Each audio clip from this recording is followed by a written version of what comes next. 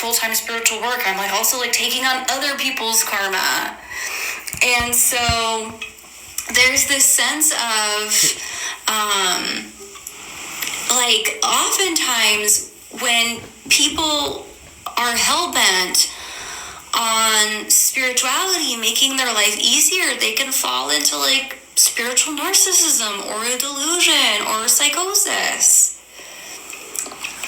because the embracing of spirituality doesn't mean that the difficult parts of this reality fall away.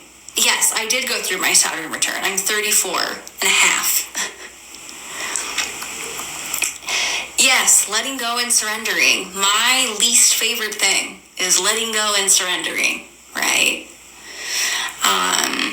My least favorite thing is to let go and surrender, if I'm being so fucking honest with you. I'm a fixed sun, right? And I'm very balanced in all of the elements. Like, I'm an avatar because I got pretty balanced in earth, water, air, and fire. But I have very little mutable in my chart. I'm like all cardinal and fixed, and I think that's very obvious. How do you break the feeling of it's too hard, like it's illusion of always being easy?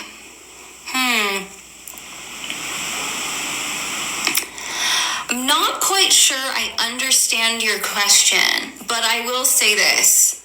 Our attachment to hard and easy is what needs to shift usually, right? Similarly to me being very stubborn and having a hard time letting go and surrendering, not having a lot of mutable in my chart, I really struggle with attachment. I get really attached to outcome. I get really attached to how I want things to be. It might be because I'm autistic, right? And part of the spiritual path is really releasing our attachment. And, if I was to give you like a tantric, non-dual answer to this, I would say divinity is in the easy and divinity is in the hard. So it's you who is like putting the judgment on what is better than the other, right? Like, if you are practicing spirituality correctly, it is maturing you as a person. It is making you more resilient, more flexible, more cheerful, more like connected to your deepest truth. And it's like, that is not easy stuff. And also, like, the point isn't perfection either. The point is just evolution. So I'm not saying this as somebody who has it all figured out and is all perfect and is like really conscious all the time and like in my Christ consciousness all the time. Like, I'm not a fully realized being, quite the opposite. But I'm evolving. And I'm continuously evolving. Right? And that's what the spiritual path is. It's the evolution of our consciousness. Right? And so if you're evolving your consciousness, you're doing it right. Like, I have these clients that I see like once a month, right? These clients that I mentor. And sometimes I'll have a client, they don't want to release a relationship that isn't serving them, or in the same pattern, or they're like using a substance again, and they feel like failures. And I'm like, no, we're going to throw this like puritanical, dogmatic spirituality that says this thing is right and this thing is wrong out the window. Because even if you're returning to like a pattern of self-harm or a pattern of self-sabotage or like a dysfunctional relationship, you're returning to it with more evolution. And so as long as you are using that material to evolve, and you are working with it consciously as opposed to unconsciously, you are walking the path. Why is it so hard to stay on a positive path? Because I think it's impossible. Right? Like, I'm not on a positive path all the time. Like, I'm coming out of a major depressive episode right now. How could we stay on a positive path all of the time with what's happening in the world? Like, you have to really be super realized or have like the right temperament for that. Like, if you are constantly staying on a positive path, like, incredible work. I am not there. Like, I get flung into nihilism all the time. I get flung into feeling, really down. But every time I approach that material, I'm going deeper, right? I'm evolving more. There's a new level that's getting kind of uprooted for me, right? So it's not, the spirituality is not being positive all the time. It doesn't have to be. Like, it can be. It doesn't have to be. There's no absolutes here. But spirituality is really connecting with yourself, consulting the truth within, becoming the most of yourself that you can be, right? And zooming out to see the bigger picture. And zooming out to see the bigger picture is, like, that's multifaceted. It's zooming back to seeing your multidimensional self and realizing what you came here to learn and what you came here to heal and what you came here to evolve. Because most of us that are incarnated at this time, if we're interested in spirituality, are probably an older soul. We probably came here to anchor something or transform something or heal something or rectify something, and that's gonna be in your natal chart. Especially if you have a square to your nodal axis, like, you came here to maybe work on something that you're like halfway through the book already, right? So you have to zoom out and see the multidimensional picture. Because if you're judging yourself just by this lifetime alone, that might be too narrow a view, right? You might think, oh my God, I'm struggling with my mental health and suicidal ideation, and what's wrong with me? Well, zoom out. If in every past lifetime things have gone a certain way for you, you're gonna collide with that same material in this lifetime until it doesn't hold power over you anymore. So you might think you're not doing great. And from a multi-dimensional, zoomed out perspective, you're making progress your soul has not made yet this lifetime. Or you're making progress your ancestral line has not made this lifetime. So you have to really let go of your own judgment of the material you've encountered this lifetime, and instead commit to just being conscious with that material, right? Like, if this life was about you attain spirituality or you attain realization and then you make a bunch of money as a manifestation coach, why was Jesus persecuted and crucified? It doesn't make any sense.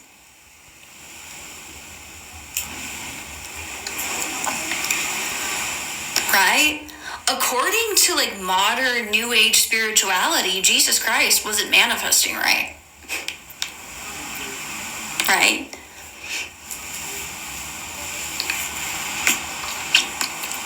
So you don't know what you came here to do. You don't know what you came here to evolve. You don't know what your version of completing the karmic contract is.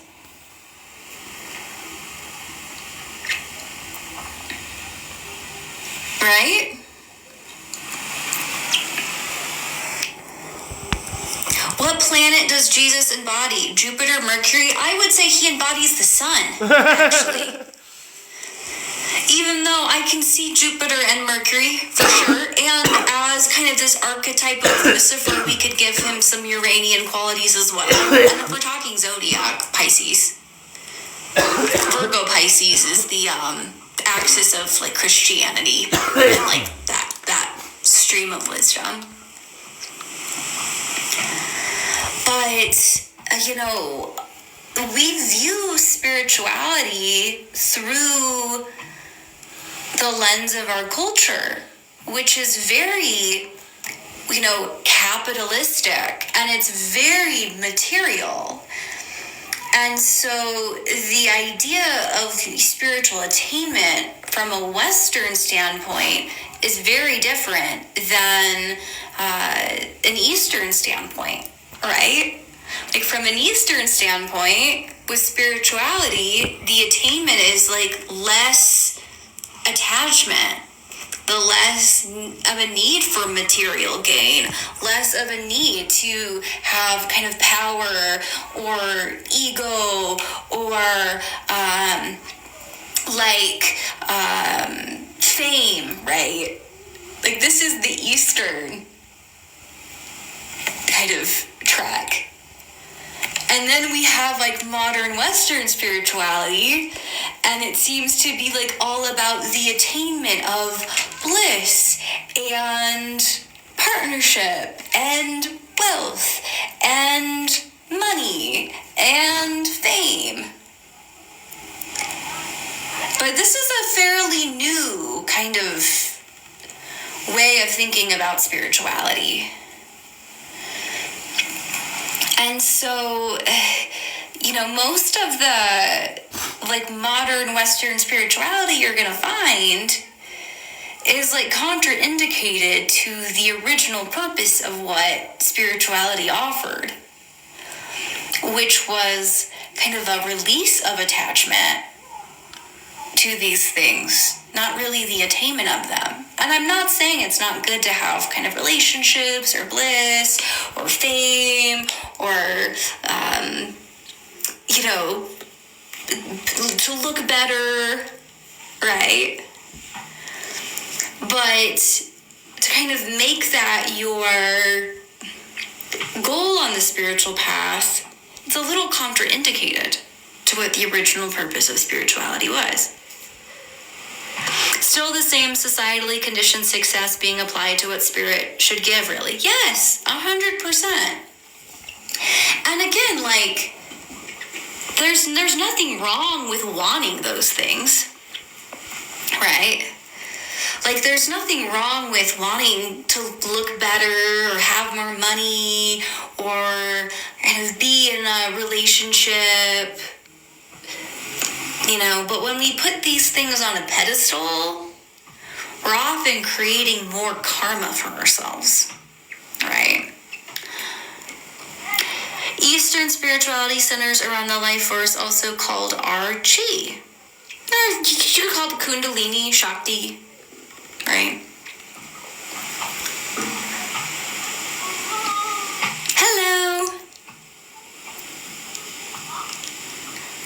So, thanks for coming to my TED Talk.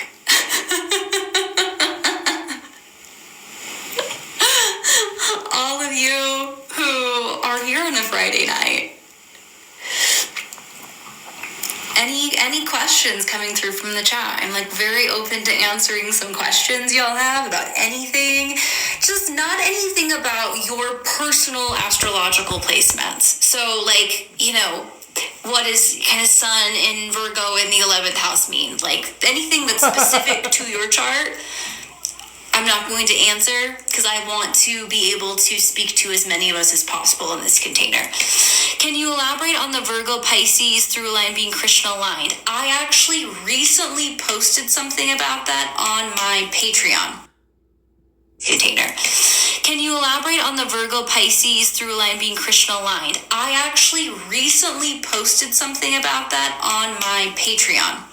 I had a whole Patreon post about the Virgo Pisces axis being aligned with Christianity. But essentially, Virgo is the Virgin Mother, Pisces is the Christ, right?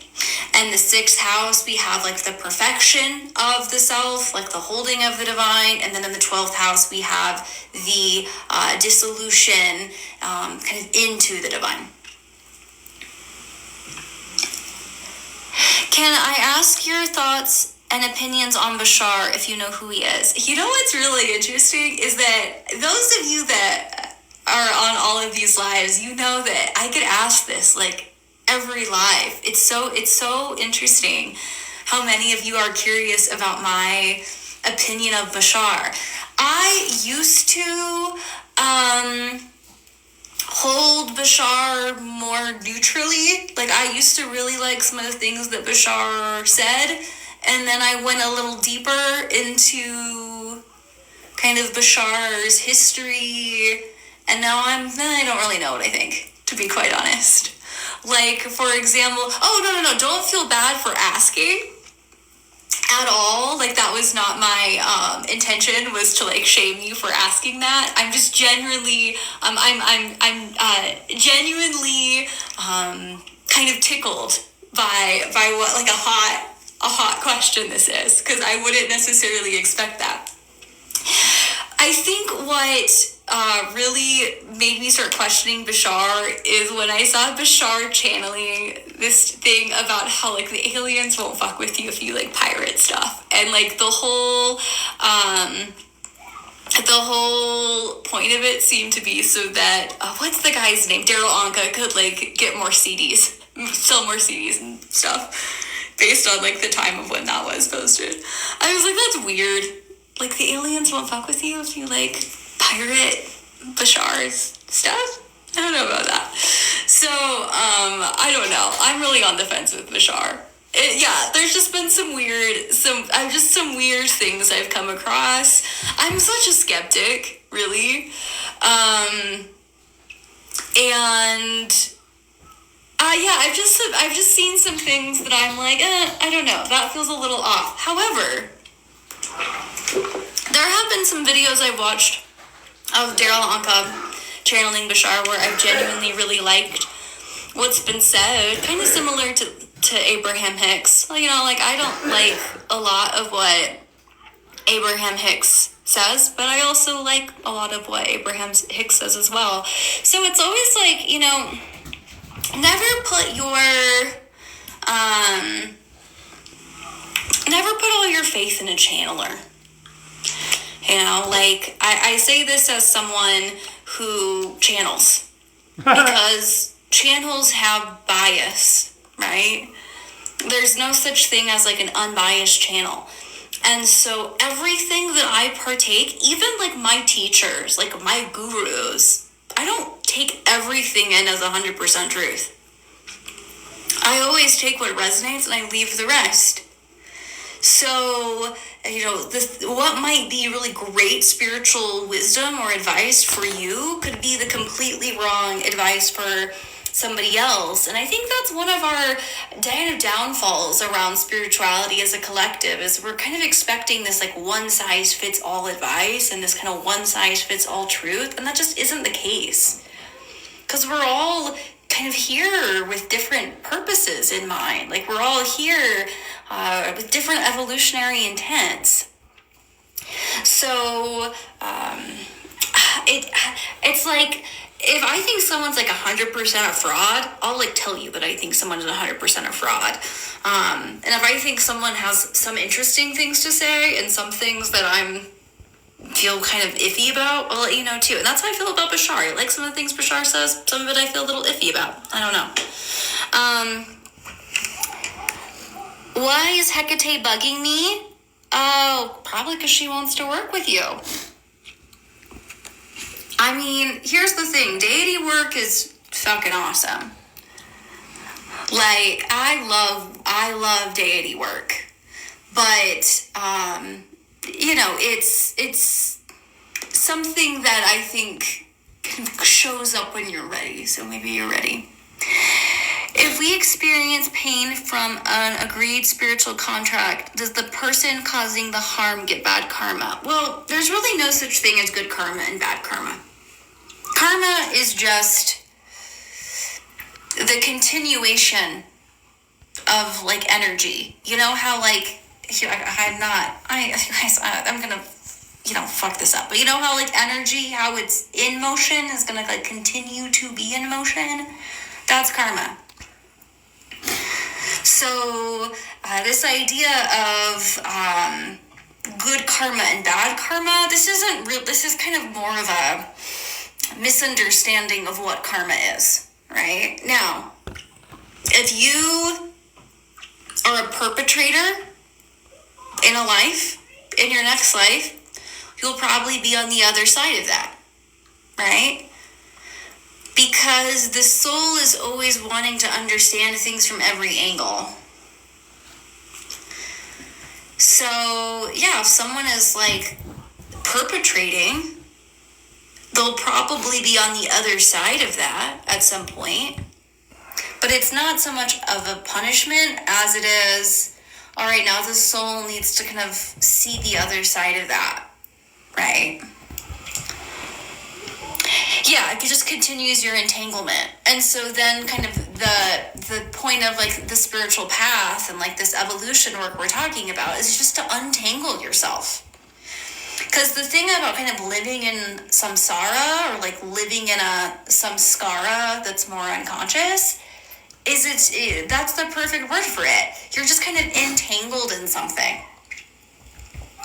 And so, for example, a lot of us that have like dealt with like intergenerational codependency or addiction, if we're unconscious, if we don't wake up, we're just gonna keep going through that and rolling through that. And it's not necessarily a punishment, it's just a continuation, right?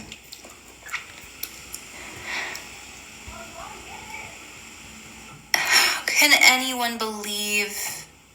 I don't know what TS is, besides people from the US. Do you know about birth charts? Yes, I read them for a living. So I know a thing or two.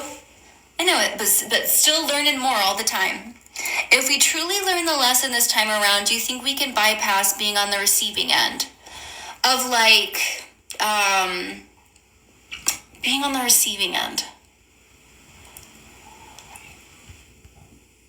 I think that if we have cleared something, it won't come back around, if that makes sense, right? So if you've kind of cleared a karmic loop, I don't see why you would be back in it, right? But I think it's less about learning the lesson and just more about a pattern resolving itself. And usually a pattern resolves itself through our evolution. Like we evolve beyond it.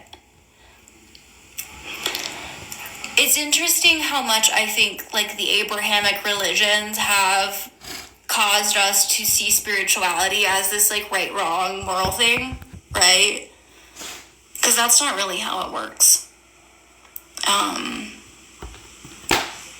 I found, right? Spirituality like exists beyond duality.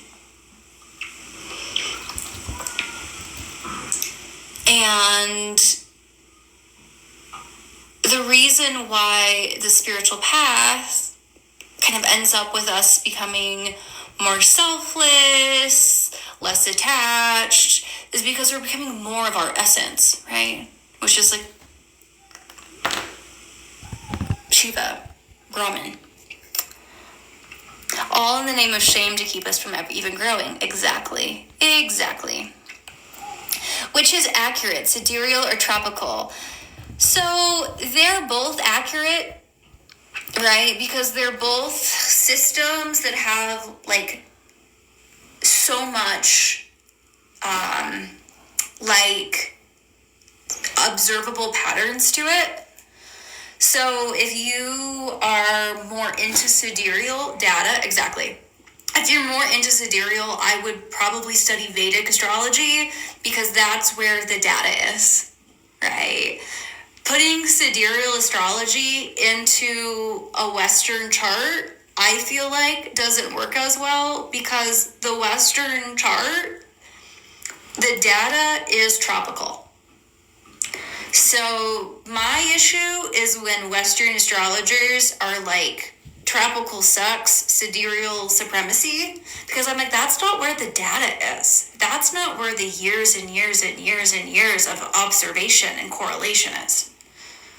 So if you like sidereal, learn Vedic astrology, because that's where the years and years and years of research is, and observation is, and correlation is, because astrology is really just meaning making through patterns, right? So when people are like, well, now there's 13 signs, so astrology can't be real, I'm like, yeah, but it doesn't really matter, because this is pattern tracking using this kind of system of keeping time, right? Astrology is just a system for keeping time, and it's pattern recognition. So even if it came out there was like 12 more planets and 7 more signs, like we could still work with what we have because that's where the observable data is. But they're both valid. So just go with your own bliss. That's what I feel about astrology. Go with the house system you like the most. Go with the system of placing the zodiac you like the most. The only thing I don't want you to do is disregard the planets, because the planets are the most important part. And that's where I feel there is that's what's missing in most dialogue around astrology.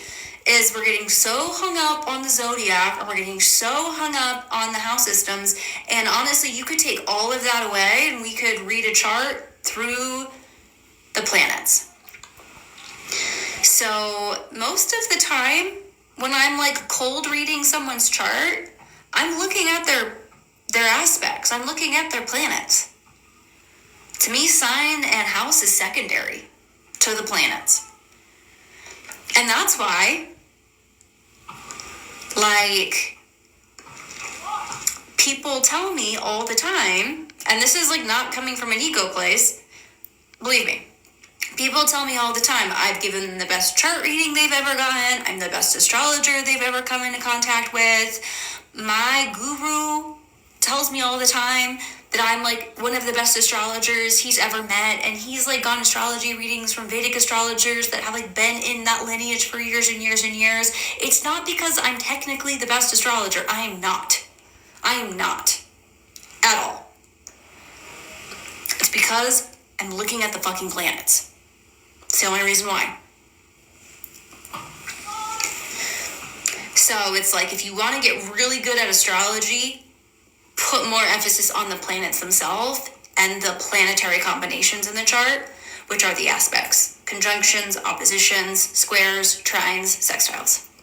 Okay. Why has my feed kept you away for so long? I don't know. This app hates me.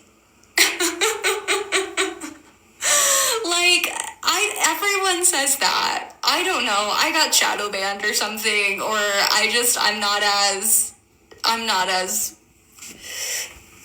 cool anymore because my hair isn't blue. I feel like when I dyed my hair blonde, like I like left everyone's For You page. I probably needed the break though. How did you study astrology? Self-taught. What's your favorite tool? So I have a lineage, the fuck are these people and my lineage is archetypal astrology with like a secondary study in evolutionary astrology. So I have kind of a mixture of being self-taught and having a teacher and like going through a training program. I recommend having like a cosmology or like a tradition that you follow because it gives you a good foundation.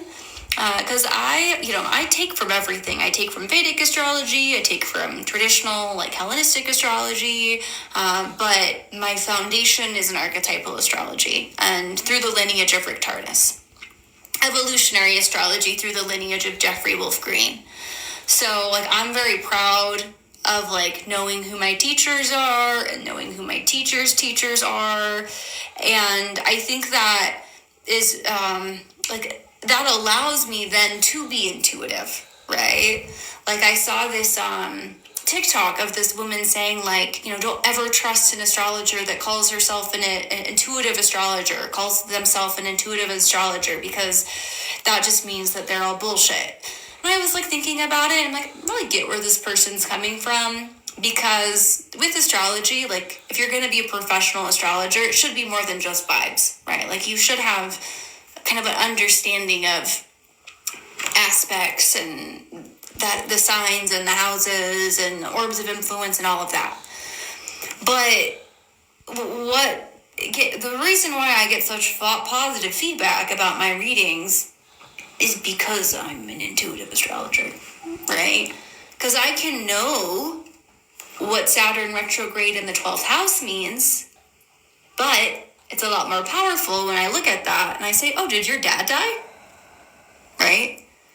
Because I'm intuiting that archetype. That doesn't mean that I don't know the foundation of astrology. That doesn't mean I don't know the, kind of the more technical aspects. But because I know the more technical aspects, that gives me the breathing room, that gives me the confidence to read intuitively, right? And that's like kind of my favorite thing to do, is just go to a party and look at someone's chart. And like my friends joke that like if we ever go to a function that I'm going to be in the corner with someone and they're going to be crying. And that kind of works out great for me because I don't know how to socialize like a regular human anyways, so.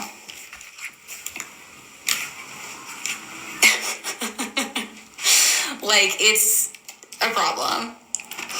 Like, if I'm feeling a little socially anxious, I'm like, who wants me to look at their chart? And I would like love to do like a podcast or a radio show that's just cold looking at people's charts. I think that'd be super fucking interesting. I'm realizing that when I read, I'm shy and less than confident in my intuition. Well, it's a process to trust your intuition, right? This is like my, I would say like, in most things I don't have this balance and confidence. Like, I think I've been working on this one for some lifetimes. And 9th house South Node, so the chart confirms that. Trines versus sextiles, great question. You know, it's like this live is going to be probably not, like if you're more of a beginner to spirituality or astrology, stick around because we are kind of swimming in more intermediate waters right now. But I would say the biggest difference between trines and sextiles is sextiles are more subtle. Sextiles are like the backup singers of the chart, right? There's going to be more of like an energetic pull to the trines. They're going to be more obvious. They're going to feel bigger. They're going to feel like more grand in your life. Whereas the sextiles are like the little supports that you might miss or that are not so kind of upfront, right? Oh, you know, I'm not saying you're a beginner, but I think what I was saying is that the material we're diving into now is not beginner material, right? So it's like not everyone is gonna kind of be able to follow kind of what we're talking about with the astrology because it's not skimming the surface. We're going a little deeper here, right? But these are the waters I really love to swim in too. Like I really love to kind of go deep and get in the jargon. Like I don't think that I'm the most entry-level astrologer for that reason. Like, at the beginning of my astrological journey, I would not have known what I'm telling you now. Like, it would have been Greek to me. Like, I would have been like, what is she talking about? What are the words she's saying? So, I'm just voicing that so that if you're kind of where I was at the beginning of my astrological journey, you're not feeling alienated. Good, I'm so glad. I'm so glad. I've been learning mostly from Chani Nicholas. Chani Nicholas is whole sign. So just, I think that Chani is really good at, like, accessible, inclusive astrology, but Chani is whole sign. I found my lineage through just, honestly, fate. You know, Chris Brennan is really good at, I think,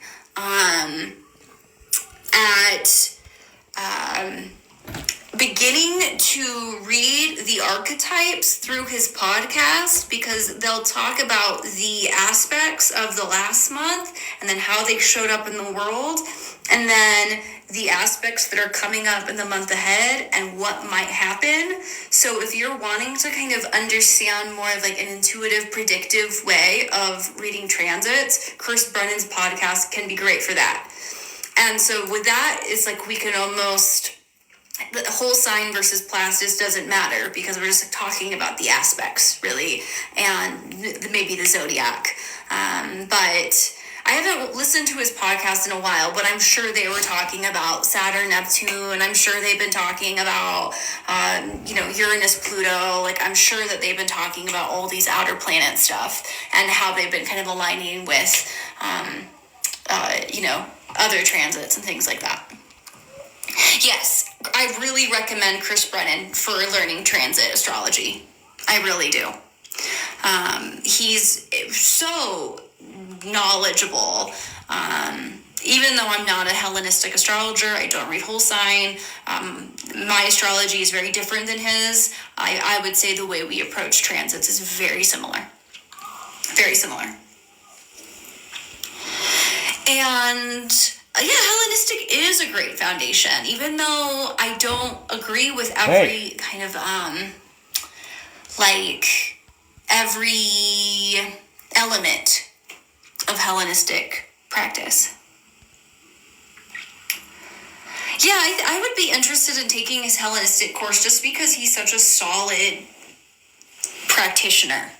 Like, when it comes to, like, astrologers who I'm like, they're not scammy, they're not, doing what they're doing for, like, any kind of, purpose that might be harmful for you. Like, I think Chris Brennan's, like, really energetically clean. I really like Chris Brennan. What is the soul trap theory? Is this the theory that this is like a prison planet? Yeah, I love super grounded practitioners in general. Like, I like my practitioners very grounded and smarter than me. I'm like, you gotta be smarter than me, you gotta know more than me. What are my favorite asteroids? Obviously Chiron. I love Vesta. I like looking at Vesta. I like looking at Black Moon Lilith, even though that's technically not an asteroid. It's like a void point in the sky, but I kind of lump it in with the asteroids. I like Juno. I like to look at Ceres.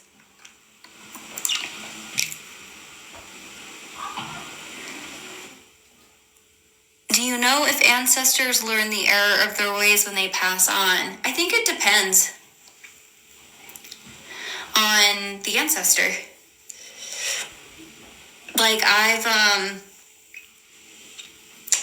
had souls come through that are not fully crossed, is the best way that I can say it.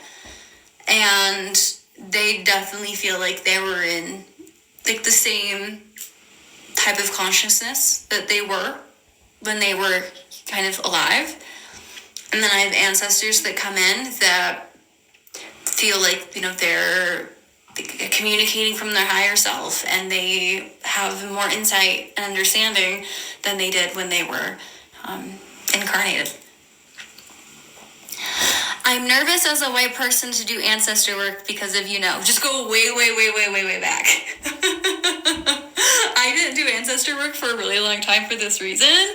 And then I worked with a practitioner who was like, you have to do ancestor work. And so I started connecting with these ancestors that were like pre-Christian. So if you're a white person and you want to work with your ancestors, you might have to go way back.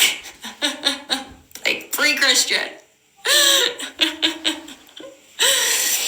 But, it's something where it's like, I think that as white people, we can do ancestor work to, like, clear that gross shit, too. Right?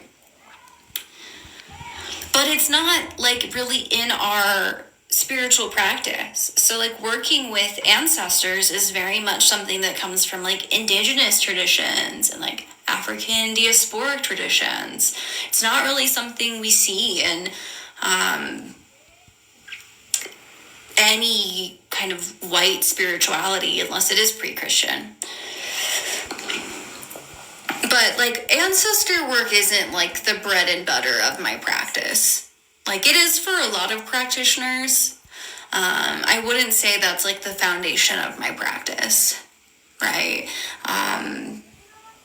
Obviously, like working with the planets, working with divination, like that's what I do professionally. And when it comes to my personal practice, I do deity yoga. I do tantra. I work with deities. And again, I got this big 9th house stellium, including my self node. Like that's kind of the area that I find most interesting. I don't find like venerating my ancestors super interesting. Like that doesn't really excite me. And when it comes to spirituality, you have to go with where your excitement is, right? And again, there's no one size fits all. Like I did not know that deity work would be such a big part of my practice, because like when I started this path, I was pretty much atheist / agnostic. I didn't kind of enter spirituality with like a lot of like religious fervor, like interest in paganism. So kind of landing at deity work was a surprise for me. And so you also have to just kind of like let yourself experiment and see where you land. And to do that, you have to get started. And that's the hardest part, is getting started. I think, like truly getting started. Getting out of the getting out of the stands, getting out of the bleachers and into the arena. How do you view altars in the bedroom during intimacy, especially? Is it disrespectful? It depends on the deity. So, for example, like if you're venerating like Santa Muerta, within that tradition, it is disrespectful to be intimate in front of Santa Muerta's altar, right? What? I have an altar in my bedroom that's like an Aphrodite altar. That feels fine, right? I think it depends on the tradition that you're practicing within, and it depends on the deity, right? And it's not like we always have to follow like every single rule and every single tradition, but I would say like when it comes to something that is more closed or has more like a standard of practice, it's kind of like at least follow the rules and build a foundation in the rules before you break them, right? Like to not know the rules and to just break them, that could be disrespectful. That could be kind of counterproductive. But if you know the rules and you are walking the path and then you decide to break them because of your own like sovereignty and insight and connection to the energy you're working with, that's a different story, I think. Like, I'm Vamachara, I'm left-hand path, so I'm like, rules are meant to be broken. Like, I don't really believe in sacrilege, but I do believe that, you know, these energies do have their own consciousness, and so, you know, don't fuck around unless you're willing to find out. Like, that's another thing, is like, I'm a big fan of, like, fuck around and find out on the spiritual path. Like, there's nothing that's, like, too irreversible. You want to do magic on the eclipse? Okay, right? You want to, like, work with a baneful deity, like, or a more, you know, chthonic deity, and, like, do baneful magic, like, right off the bat? Okay. But you might, suffer some consequences for that. You might have to undo something. Yeah, it taught me most of what I know, too. Do you know Nish the Fish? I'm visiting Nish the Fish next week. I'm gonna be with Nish so soon. I'm so excited. I bought my ticket today. Who? I'm very, very excited for that. I need more Kali Puja. Yeah, Nish and I are tight. I love Nish. Nish is probably one of my favorite people in the entire world. And Nish is very much Nish's chart. Like, when I looked at Nish's chart, I was like, yep, I get you. I get it all now. I see it. Nish is so young, too. Like, talk about picking up from where you started in a past life. You just started your Magdalene journey. Congratulations. Amazing. How did your separation from religion happen? You know, I never fully drank the Kool-Aid with religion. And so it was more just like having the confidence to leave the indoctrination, right? Because I was born into it. I left when I was 19. And I think the hardest part for me was rectifying the fact that just because there were things that were happening within religion that felt real or valid didn't mean that the dogma or the truth that I was being taught was my truth, right? The fear in the indoctrination is very hard to leave behind, because there's always this thought in the back of your mind, like, okay, well, if all of this is real, then I am going to hell. Like, if all of this is real, then there's something wrong with me, that I can't get this. And so I think, because I was raised in it for the longest time, I was like, there's something wrong with me. The fact that this doesn't resonate, the fact that this feels kind of gross and icky and bad, means that there's something wrong with me, right? Because religion was like all I knew. Like, I've met like every big televangelist, right? I stayed in Jesse Duplantis' home during a hurricane, right? So I was like in that world, feeling like there's something wrong with me, that I think that this is bad. And now deconstruction is a whole thing. Like, I left before deconstruction was like a thing. Like, if I was leaving now, like, all I would need to do is like open this app and I would have a ton of people validating my point of view. But I kind of left before there was a lot of people validating my point of view. So I think it's a lot easier to kind of come to some of these conclusions now, because there's just more information around it. And I also think like the evangelicalism that I was growing up in, it's kind of modern, right? It's like, it was really something that a lot of us were kind of experiencing in real time. There wasn't like a lot of predecessors that could kind of voice our experience or echo our experience back to us. What are your thoughts on the afterlife now? You know, I think that this is something where I try to hold it with a really open hand, because I don't think that spirituality can give us the certainty or the answers that religion promises us, right? So like religion promises us that it's going to tell us where we're going to go after we die. And so I think sometimes we approach spirituality like hoping for the same thing, right? And I just don't think that we can get that certainty while we're here. But I do believe in past lives. I believe in past lives because of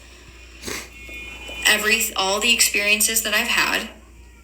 And I do believe that we return to source, right? Like I believe that we originate from source and we return to source. I think one of the biggest things that I've been grappling with for the past couple of years, like, is my fear of death, because I had such an immense fear of death from being raised religious, right? I think that most people that are raised religious have a fear of death, because even if you believe you're going to heaven, there's always this fear that what if you're not? Because that's like ingrained in you, right? And I think I finally moved past my fear of death, because I think I've finally detached from viewing myself as just the self, right? And the last time I took ayahuasca, I just like experienced, I felt like I was like within the lineage of the tribe that was holding the ceremony, that was the Hunikuan. And I just like experienced this like community of people, this tribe of people, being born, living, returning to the earth, being born, living, returning to the earth. And just like kind of feeling that cycle of like kind of birth and death, and how like not personal our lives are because we're so connected to the transpersonal. And so I think that's where hyper individualism in our Western culture really contributes to the fear of death, right? Because if we're just the self, then when we die, we completely lose ourselves. But if we are more in this space of cohabitation with our lineage, our tribe, our community, source, the earth, then death is really just a return and a beginning, right? So, yeah, I think that death is a return. But I do believe in past lives. I definitely believe in past lives.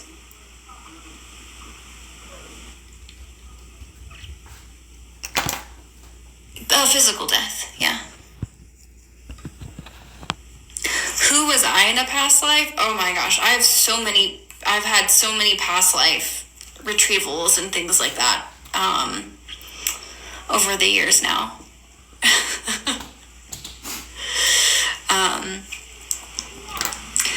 Yeah, I've definitely had a lot of them. Usually, I think the harder it is to be here, the more past lives you've had. Interesting. Yeah, I don't know if I feel like going into a specific past life tonight, but I think I've talked about it before. I will share this. When I had a Vedic astrologer that looked at my chart once and told me that my ex-husband was my mother in a past life who killed me from Munchausen by proxy. And I have a moon Mercury in Aries in the 6th house, square the nodes. And a lot of well, I've had clients that were Munchausen by proxied in this lifetime that have sixth house stuff. Moon in the sixth house is Munchausen by proxy. So it's in the chart. And I remember being in that marriage, thinking to myself, I just walked right into this again. I did everything to escape this, and I just walked right into this again. And at the time, I thought that, it was just because my relationship with my ex-husband really mirrored how trapped I had felt as a child, like having controlling parents. And then after Vedic astrologer kind of told me this like Munchausen by proxy thing, I was like, oh my God, that makes so much sense. Because this sense of how could I do this to myself again? How could I walk into this? Was so deep and like existential and intrinsic. And that's how past life shit feels. Past life shit feels like so like primal and deep and like subconscious. And it's like one of those, it's like a kind of this like wave of nausea that washes over you. But it's interesting. Like I think the past life stuff overlays on present life in ways that I find quite interesting. And for my clients too. Do you ever think we stop reincarnating as beings on Earth? Yes, I do. Yes, I do. But sometimes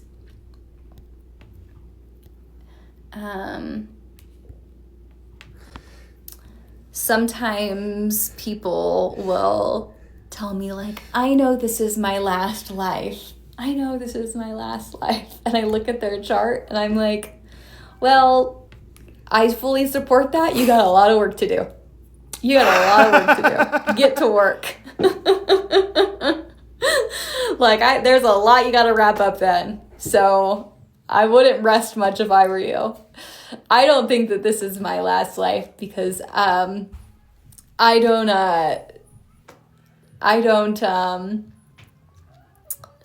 how do I say this? I don't think I'm learning my lessons at a fast enough pace.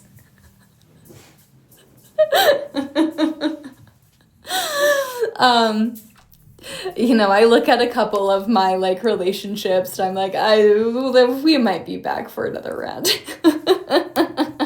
Like, let's be real. I don't know if I've let that one go yet. And who knows? Maybe I'll like really, really excel in my 40s and 50s and just blast through all of that karma. What do you think of those psychics and hypnotherapists' views of the afterlife like Dolores Cannon? I don't fully resonate with Dolores Cannon. I think some of what she has to say is interesting. Kind of similar, how I feel about Bashar is kind of how I feel about Dolores Cannon. I think some of it is interesting, some of it doesn't resonate. And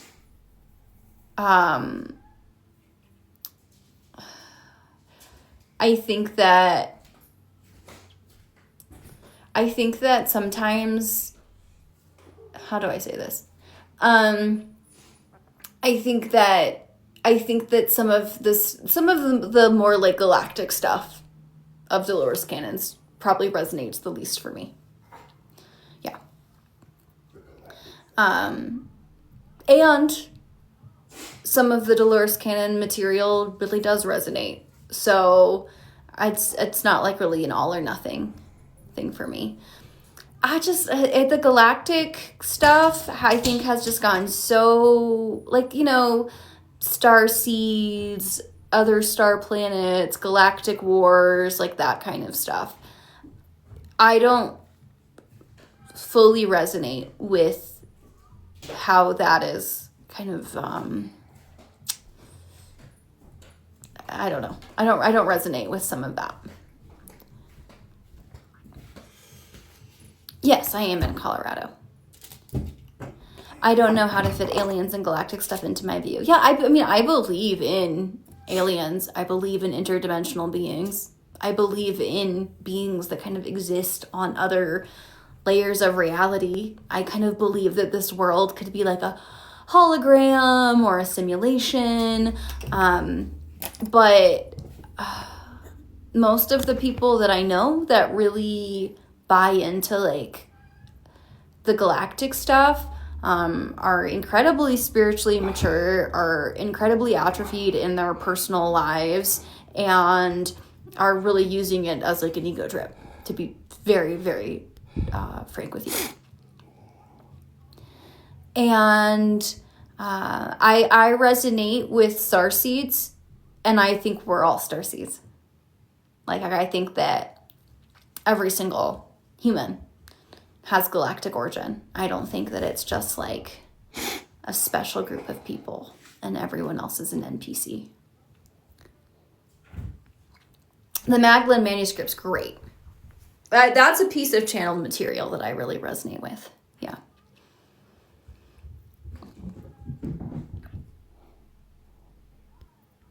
Yeah, the supremacy part of it is what kind of icks me, right? Like, there's lots of indigenous beliefs around star people, right? Like Aboriginals in Australia say we come from the Pleiades.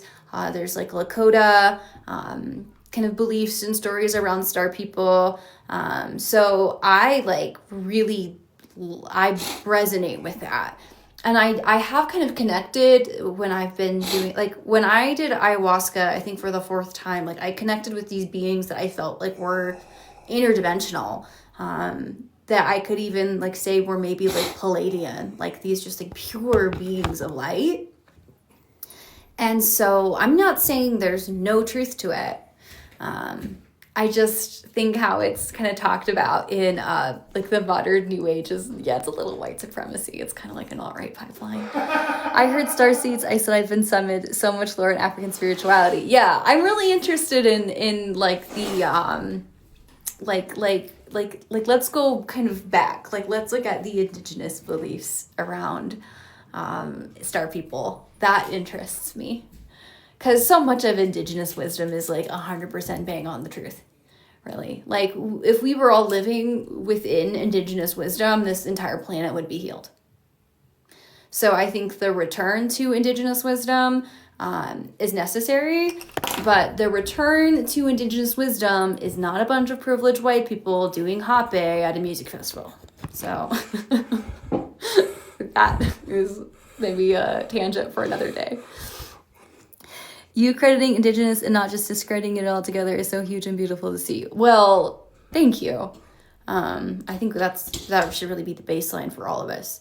But you know what's really interesting is a lot of my understanding of spirituality really started in college through classes I took on anthropology. So I took all of these classes and courses on like the anthropology of witchcraft, the anthropology of shamanism. And so I think it's just kind of very intrinsic to me to not take like an ethnocentric view to spirituality.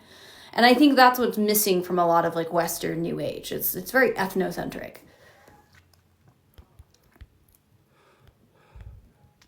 It's refreshing to have a spiritual convo that's politically aware and anti-colonial. Yes, because oftentimes, within certain kind of frameworks of spirituality, it's seen as like really low vibrational to approach spirituality in a way that is intersectional, right? And I feel like that's just a distortion.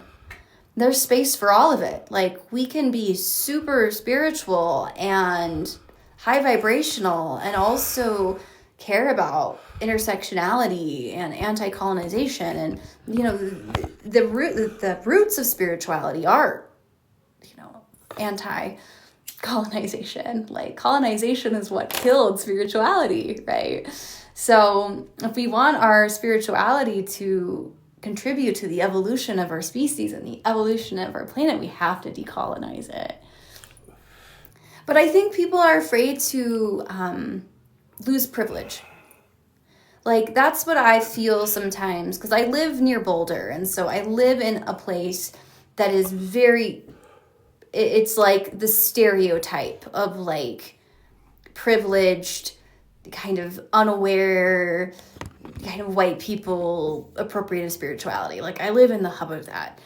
And I moved here from New Orleans. So before I lived here, I lived in a place that was very culturally rich and spiritually rich, and kind of culturally and spiritually rich in a way that was not white.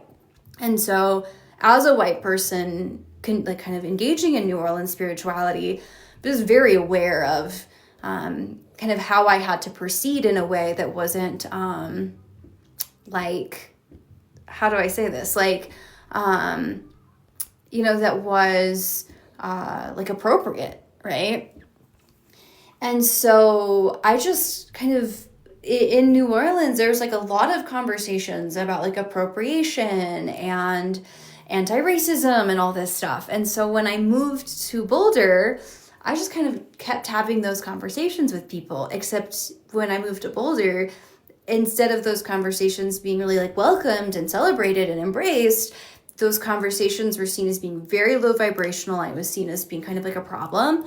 And I realized like the root of it was like a fear of losing privilege. Right?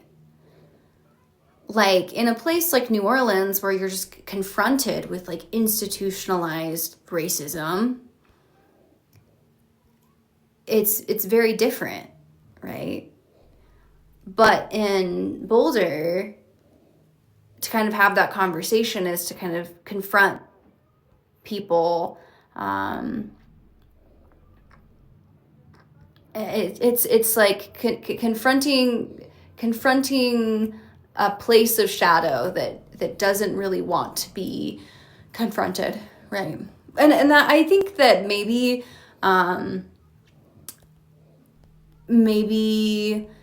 because I'm autistic, I just like, I want to go there. Like, that doesn't scare me. Am I going to move back to New Orleans? I want to, but realistically, probably not anytime super soon. Like, New Orleans is amazing, and then I'm like, do I really want to move back to a place where I'm in a hurricane watch, afraid that I'm going to lose all of my possessions 3 months out of the year? Like, do I really want to move back to a place where I'm going to have my front door shot through, living in New Orleans for 8 years, it's like, it really prepared me to live anywhere. And it's the best place in the entire world. But to move back during this administration scares me.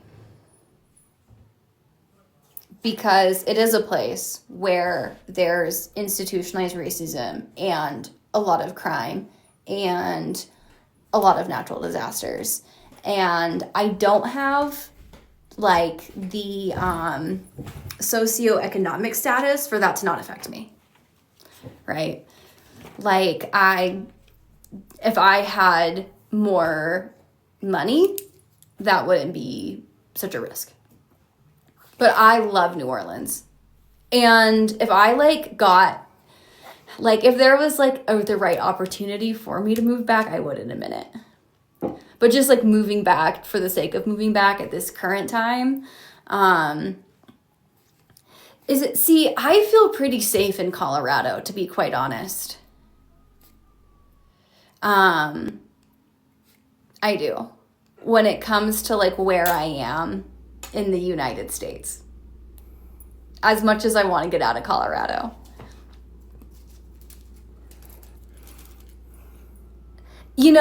Look at your astrocartography, because New Orleans is on my Pluto line, but I'm a Pluto first house. So I felt very much myself in New Orleans. I moved to Colorado not looking at my astrocartography, and it's on my Jupiter-Saturn line. And boy, do I feel the Saturn. But also, I moved here and began full-time spiritual work, which is very Jupiter. Oh, move to your Venus line. Move to your Venus line. Speaking about things being out of your budget, my Venus line is in LA. And I love LA, even though LA is like very low vibrational. But I currently need to manifest some more zeros in my bank account before I move to LA, because LA is expensive. Like, y'all think Colorado is expensive. Colorado is nothing compared to LA. But no, it's my moon line. It's not my Venus line. It's my moon line, actually. I lied to you. But moon line and Venus line are the places to move. Move to your moon line or move to your Venus line. LA is just so multicultural. I think it's my South Node in the 9th house, but like, I feel most at home in a cultural melting pot. Colorado is too white for me. And when I moved here, I was like, I'm white, so it'll be fine. It's not fine. No one here seasons their food.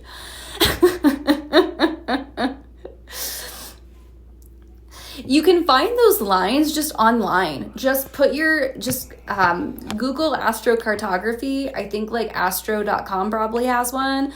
And put in your natal chart information, and each line will be like an astrological glyph. So you might need to look that up if you're a super beginner, like if you don't know the symbol for Saturn or the symbol for Venus, and it will just show you. If you can read a map, you should be able to kind of figure it out pretty easily. Do you recommend Venus moon lines over Jupiter lines? I do, because here's the thing. Jupiter has more shadow than it is given credit for.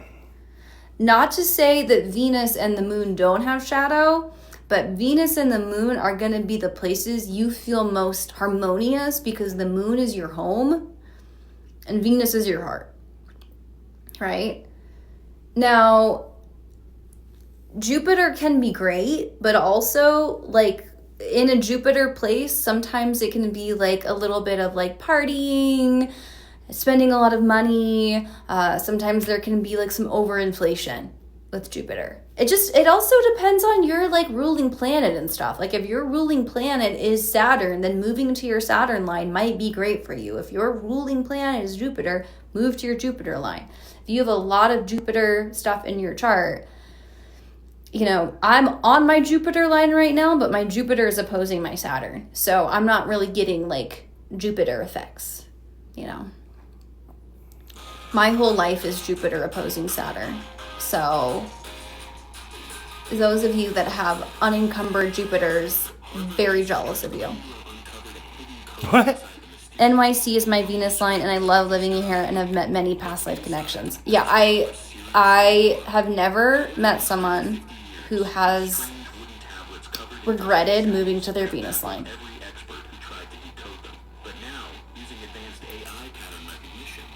So, by all means, if I didn't have a child, I would be in LA right now. But I co-parent with my ex-husband. So, talk about fucking karma. My ex-husband, who Munchausen by proxied me in a past life, y'all. Don't have a child with the person who Munchausen by proxied you in a past life.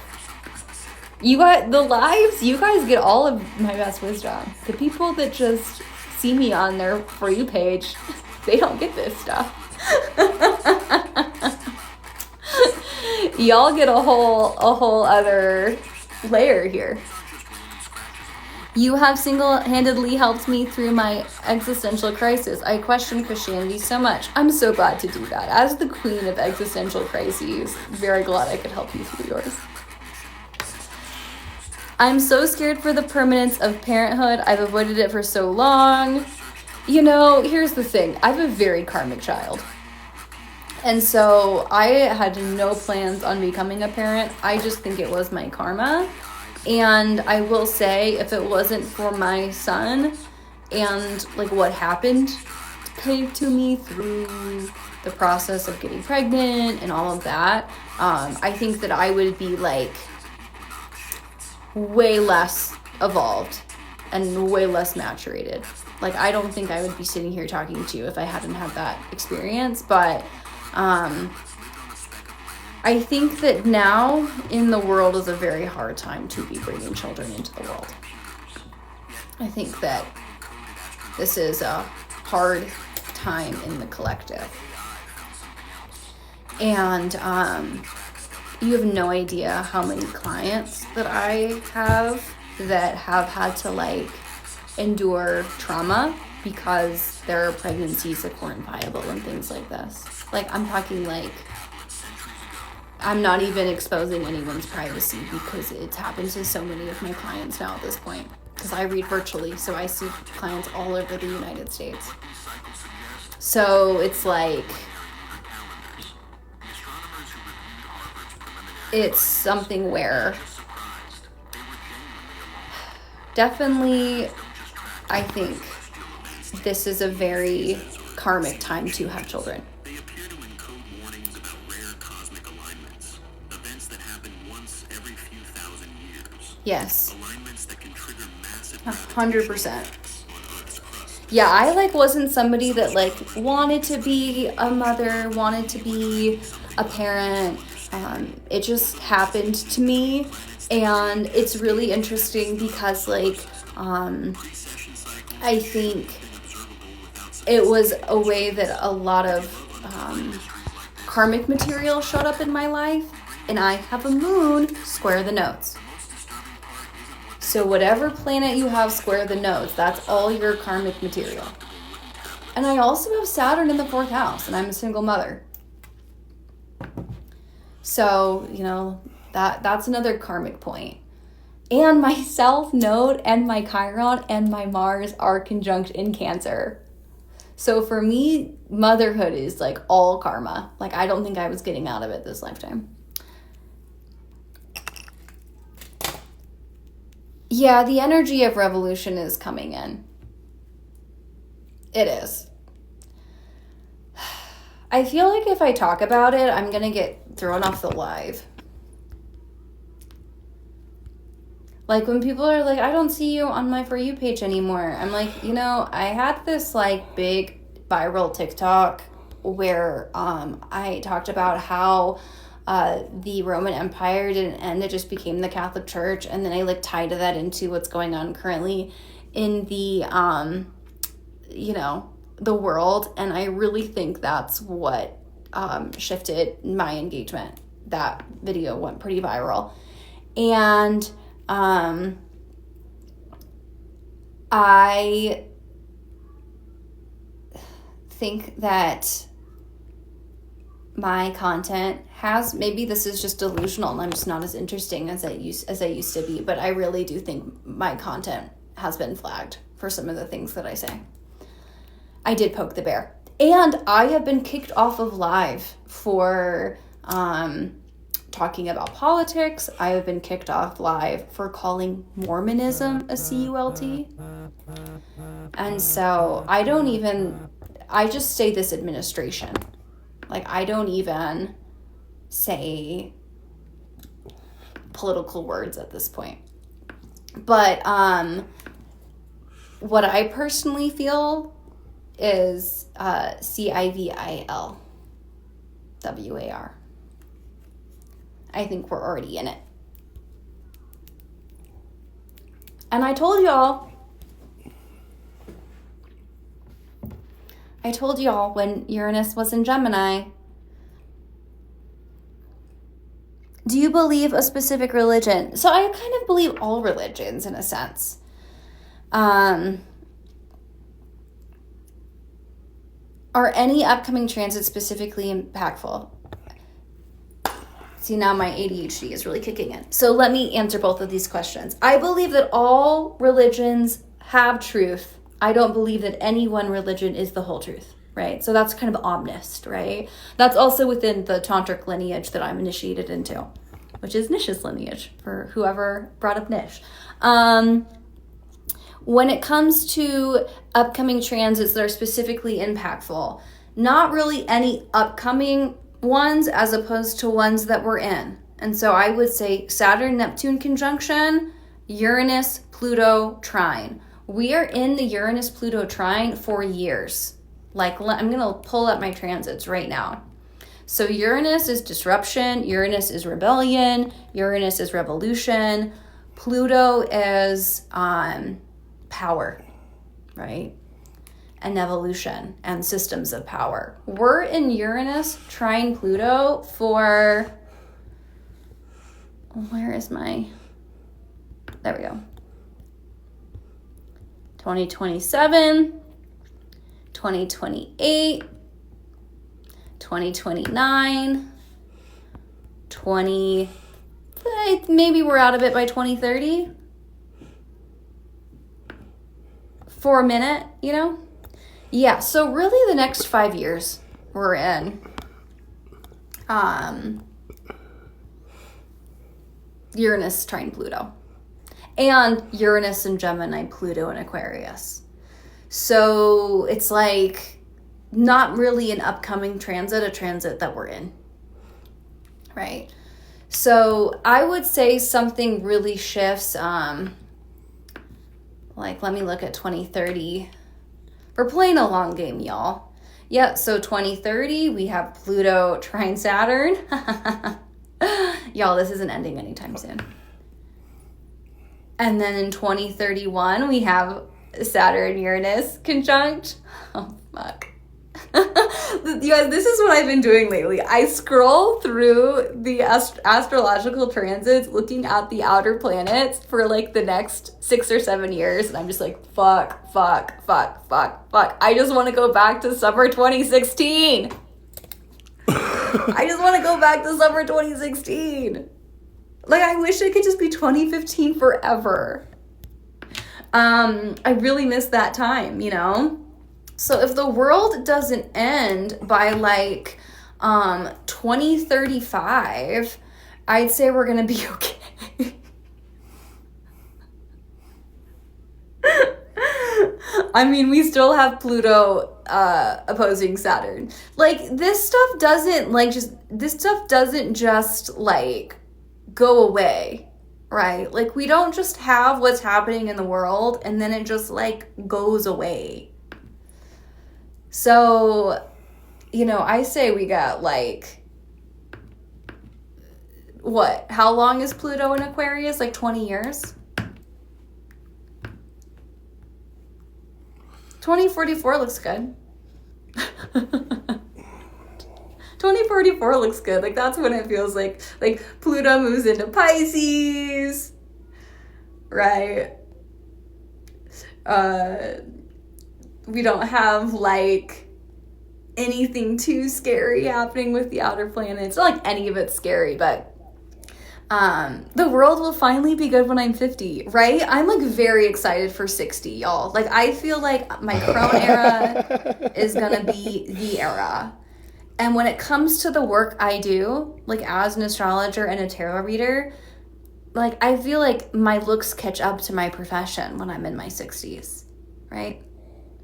Like, I only get more aligned with my work when I look like a crone. Like, that's when you'll really want to tune into my lives. When I have gray hair and wrinkles, there's going to be like 10,000 of y'all in here.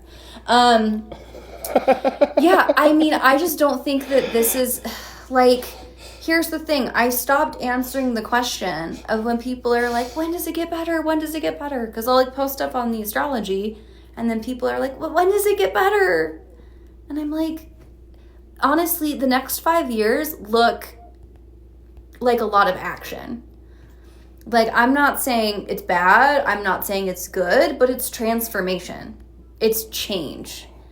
And the thing with Uranus trine Pluto is that it's things changing at a very rapid rate, things getting pulled to the surface. Also better is relative because we've been living in a system of oppression the entire time the United States has been a country. Indigenous people have been oppressed. People of color have been oppressed.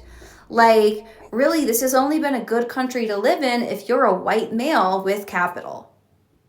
And so it's something where are things getting worse, or are our eyes open for the first time? Are we experiencing oppression that other people have experienced the entire existence of this country, right?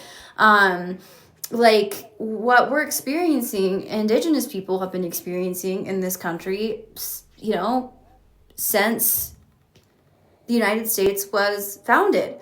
And so it's like, maybe this is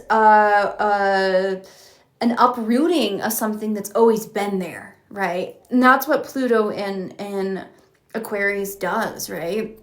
It's like the dissolution and the exposing of what's always been there. And so I think what sucks right now is the sense that there's like a sense of like lawlessness, which is very Uranus Pluto, right? Uranus Pluto is this sense of the systems of power aren't playing by the rules anymore. Because even if we're in an oppressive system, if the oppressive system is predictable, that gives us a sense of safety, right? Like if there's a modicum of freedom or choice in the oppressive system, like here's the thing. I would be really happy to live in the oppression of 1998 forever. Right? Like, yeah, there was systems of oppression, there was institutionalized racism, but there was a sense of the extremism that we're seeing now necessarily wasn't there in terms of like what we're seeing with like tech feudalism and just how in our face everything is, right? Like remember in the early 2000s when like the biggest threat to our society was like fast food?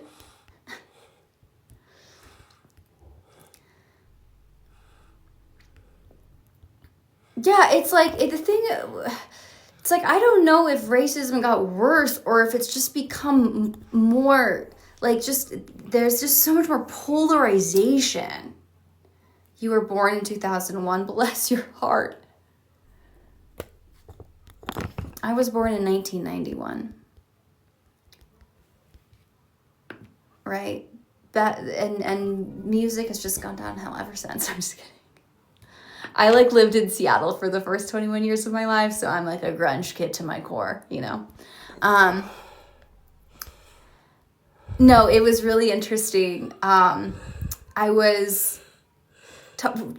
was something around like I forget where I was at. I was at a bar or something, and there was like this is how old you have to be 21, and it was like 2003 or something. I was like, oh my God, I'm old. I'm fucking old. I still feel like I'm, I still feel like I'm 22. I'm just like a 34-year-old teenager. I think like a lot of millennials feel that way because like we haven't had to have like we haven't had the rites of passage that like, you know, our parents did because, you know, the world and economy is so much different. And so like a lot of my friends that are like 34, 35, 36, they live like they're in their 20s still, right? 'Cause they're not married, they don't have kids, they don't own homes. So like being an adult these days is very like, what does it mean to be an adult anymore kind of in this society? Oh, thank you. And you know what's interesting, let's bring this back to spirituality. What's interesting is that pretty much from 1989, I want to say, I can't remember the exact date of this outer planet correlation because, like I told you, I'm not the best technical astrologer.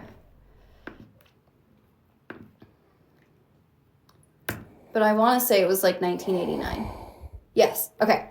If you were born between the years 1989 and really through the mid-90s, like, you know, 1995 is the cutoff, right? You have Uranus, Neptune conjunct in Capricorn, right? So between the years of 1989 and 1995, if you were born, you have Uranus, Neptune, conjunct in Capricorn. Everyone has it. Everyone has it if you were born in these years, right? We would call those like the millennial years. What's Capricorn? Institutions, systems, authority, right? Uranus and Neptune, well, that's really our collective delusion, right? Uranus is like how we're breaking free from the status quo.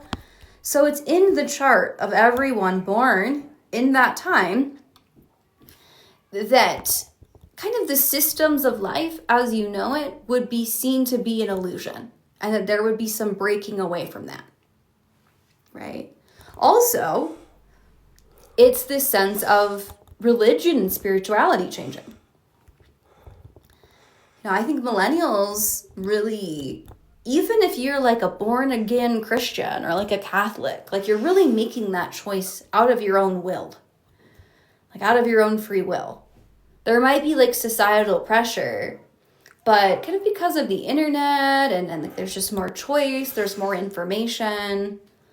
We're not just like engaging in spirituality or engaging in religion because it's necessarily just like what our family did or what our community did or what our specific like cultural background did. And so the Uranus, Neptune, and Capricorn generation, Neptune is illusion, but it can also be disillusionment. And there's this sense of kind of collective disillusionment because the system stopped working for people that had that in their natal chart, right? And what's interesting is that, post 1995, we still have Uranus, Neptune in conjunction. It just widens, right? So it's like if you were born in like 1988 or 1998, 1999, you're still gonna have like a wide Uranus, Neptune conjunction. It's just gonna be in Aquarius. So it's like we kind of see the continuation of something as opposed to just the breaking down of it. So if you want to become a good astrologer, start learning these outer planet alignments, because like everyone you read for that's going to be an early 90s baby is going to have Uranus, Neptune conjunct, right? Start learning about the Pluto transits, right? Because everyone that has Uranus, Neptune conjunct in Capricorn is going to have Pluto in Scorpio, right? And then in the late 90s, that shifts. Around like 1996, I want to say, Pluto moves from Scorpio into Sagittarius. There's a big difference in the Pluto and Scorpio generation to the Pluto and Sagittarius generation, right? And so a lot of the like differences in generations you can correlate to Pluto, right? That's why Gen Z starts there. People try to say 2000. Yeah, it's like, I would say definitely all of the 2000 babies have Pluto in Sagittarius, right? And that Pluto in Sagittarius with the Uranus, Neptune in Aquarius, like that's definitely like a generational vibe, right? And when did Pluto and Capricorn start? 2008? Like I want to say it started in 2008 with the 2009. 2008, 2009, right? It's like we'll even see more the differences in these kind of Pluto placements as like these generations mature and get older. Because I think the Pluto and Capricorn children are going to 2006 was Sagittarius. Yeah, I want to say Pluto and Sagittarius. I think the Pluto and Capricorn children are just they're going to be kind of living in a world that is completely changed from what we know. What do you think Pluto and Aquarius children will be like? I think that they're going to be a little, how do I say this? I don't want to say like traumatized, but I think that their childhood is going to be marked by the division that we're living in. I'm a bit old-fashioned. I still believe that just because it's newer doesn't mean it's better. I mean, I don't, that's kind of a Capricorn sentiment, but I agree with you.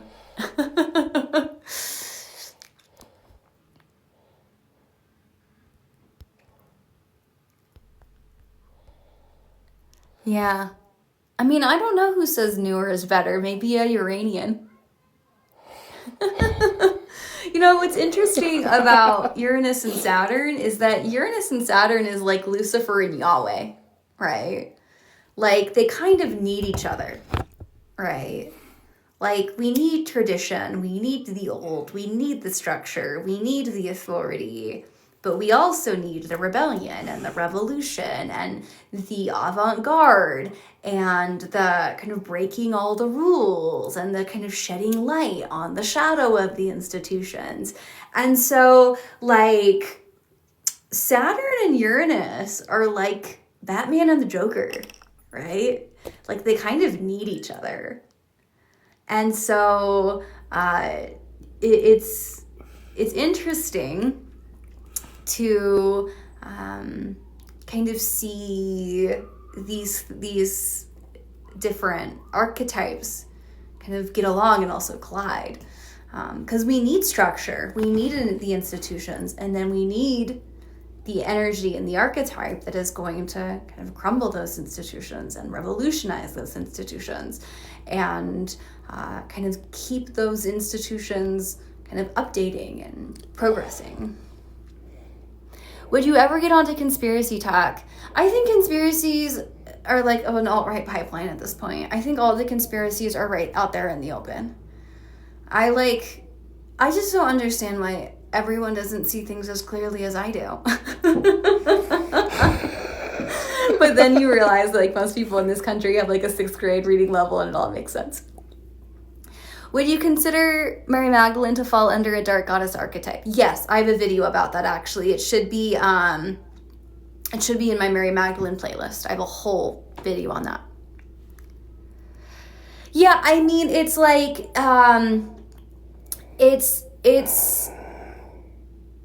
like, I'm not like a flat earther. I believe the earth is round. Like, it's interesting. There's this spiritual guy I follow on Instagram, and he was like, these are all of my beliefs now that I've gotten into spirituality. And I was like, all right, let's go. And it's like, the earth is flat, there's so many like spiritual people that are like, I don't even know if I want to say this word on here. They're like, deniers. Like, that type of conspiracy stuff, I think, is meant to kind of turn you into, yes, H deniers. Thank you. Yeah, it's like that type of conspiracy talk, I think is just brain rot. I do. I'm more interested in the conspiracy of like how modern, organized, dogmatic religion is nothing like early Christianity. Like, that's the conspiracy that I'm into. Like, I'm into the conspiracy of how the Roman Empire is the United States of America. Like, that's the kind of conspiracies I'm into. Unfortunately, you don't see a lot of that on Conspiracy Talk. And I'm like interested in ancient civilizations and stuff like that. Like, I think all of that's really interesting. So, not to dog on all of it. Yeah, and you know what? Like, I want, if I could really, like, I've done a little bit of remote viewing. I'm not super good at it. Most of it's been like involuntary remote viewing. But if I could remote view anywhere, it would be at the Library of the Vatican. I will say that. So yeah, I'm not opposed to conspiracies. I just think when people say they're into conspiracies now, it's kind of almost like a dog whistle. So that's just my 2 cents. I also really like talking to people who disagree with me. Like I like conspiracies about the secret societies and elite secrets. Conspiracies get too extremist, I feel you.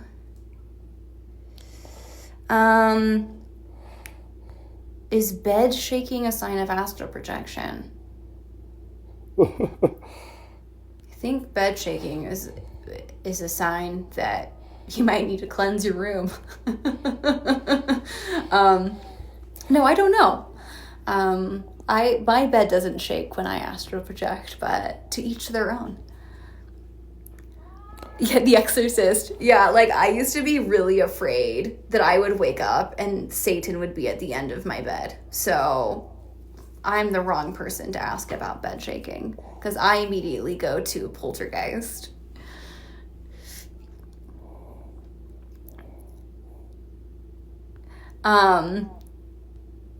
Yeah, I had a lot of paranormal activity in my house as a child because my parents were in the occult. That's why all of the like New Age to Christ stuff is really funny to me because I'm like, y'all, the darkest energy I ever experienced was in organized dogmatic religion. So y'all are very confused. It's interesting. Yes, if you ever come across stuff spiritually that you don't want around, just tell it to leave. You have authority to do that.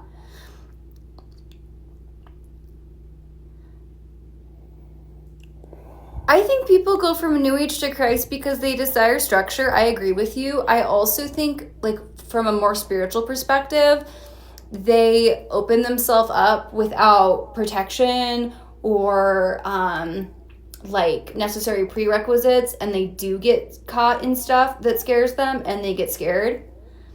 And I also think that there are a lot of like astral entities that pretend to be Christian beings because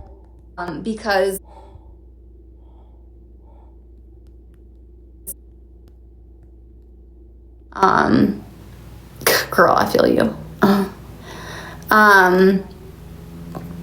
Teal Swan, I think, is so wildly interesting.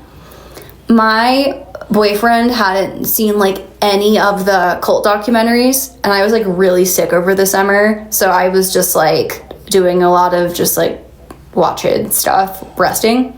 And so I rewatched The Vow. I rewatched the other NXIVM documentary. I think it's called Seduced.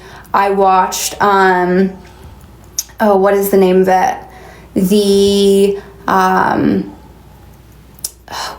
Twin Flame ones, like both of the Twin Flame documentaries. I watched the second season of Shiny Happy People, which that was not a rewatch. That was the first time I watched it. I rewatched like a ton of cult stuff. And then I rewatched the Teal Swan documentary, which I can't remember what it's called. If you remember what it's called, put it in the comments. Like Into the Deep or something. And I was like, Teal Swan is the most... Oh, I rewatched the Mother God one too. Thank you for that. The Mother God documentary is like one of my favorite cult documentaries. Out of all of those documentaries, I was like, Teal Swan is the cult leader I would follow. Teal Swan is so charismatic. She's so smart. She's so interesting. Most cult leaders take it too far. She knows how to take it just far enough. But I think she definitely is probably like,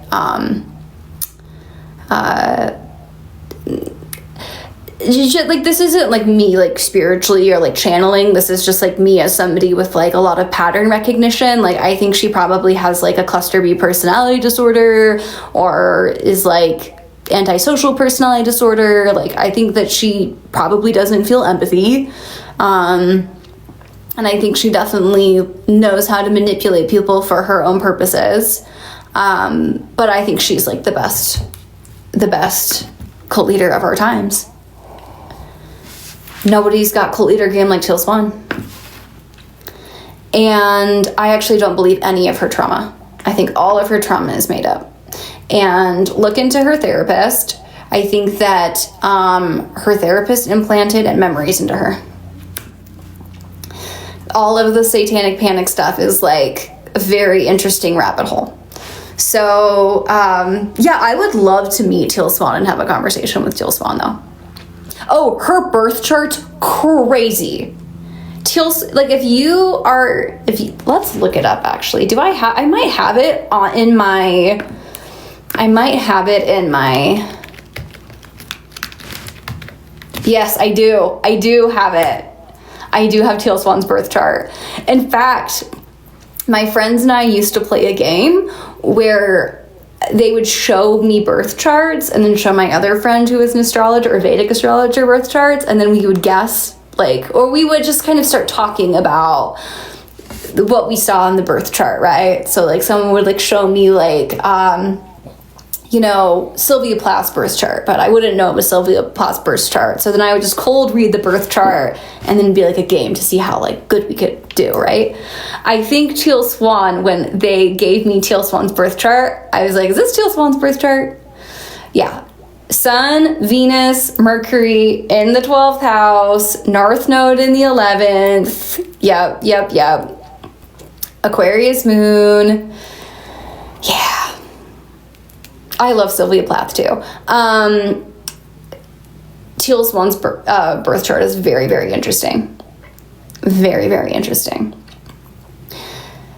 Yes. You know, what's interesting too is that Moon in the 7th house, she can cold read the shit out of people. Like, Moon in the 7th house is like a lot of therapists have Moon in the 7th house. I have Sun in the 7th house. Like a lot of like psychics have, like, I have no doubt in my mind she has like the ability to read people and cold read people. But that Aquarius, there's that detachment there, right? It's like not necessarily coming from a loving place as much as it's coming from a very detached place.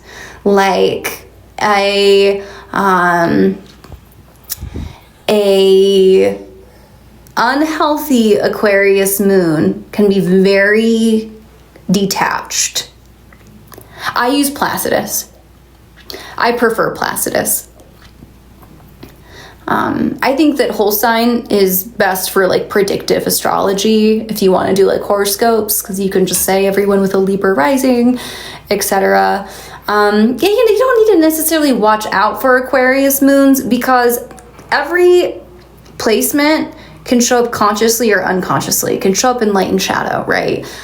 But I would say reptile-like, yeah. I would say an unhealed Aquarius moon is, especially because she's moon Pluto, right? She's moon square Pluto. So it's like, you gotta look at the whole chart too, right? You gotta look at the whole chart. But I think that like Teal Swan told, I think one of the things that she says is that she's like an Arcturian alien or something, and that's also like very Aquarius moon.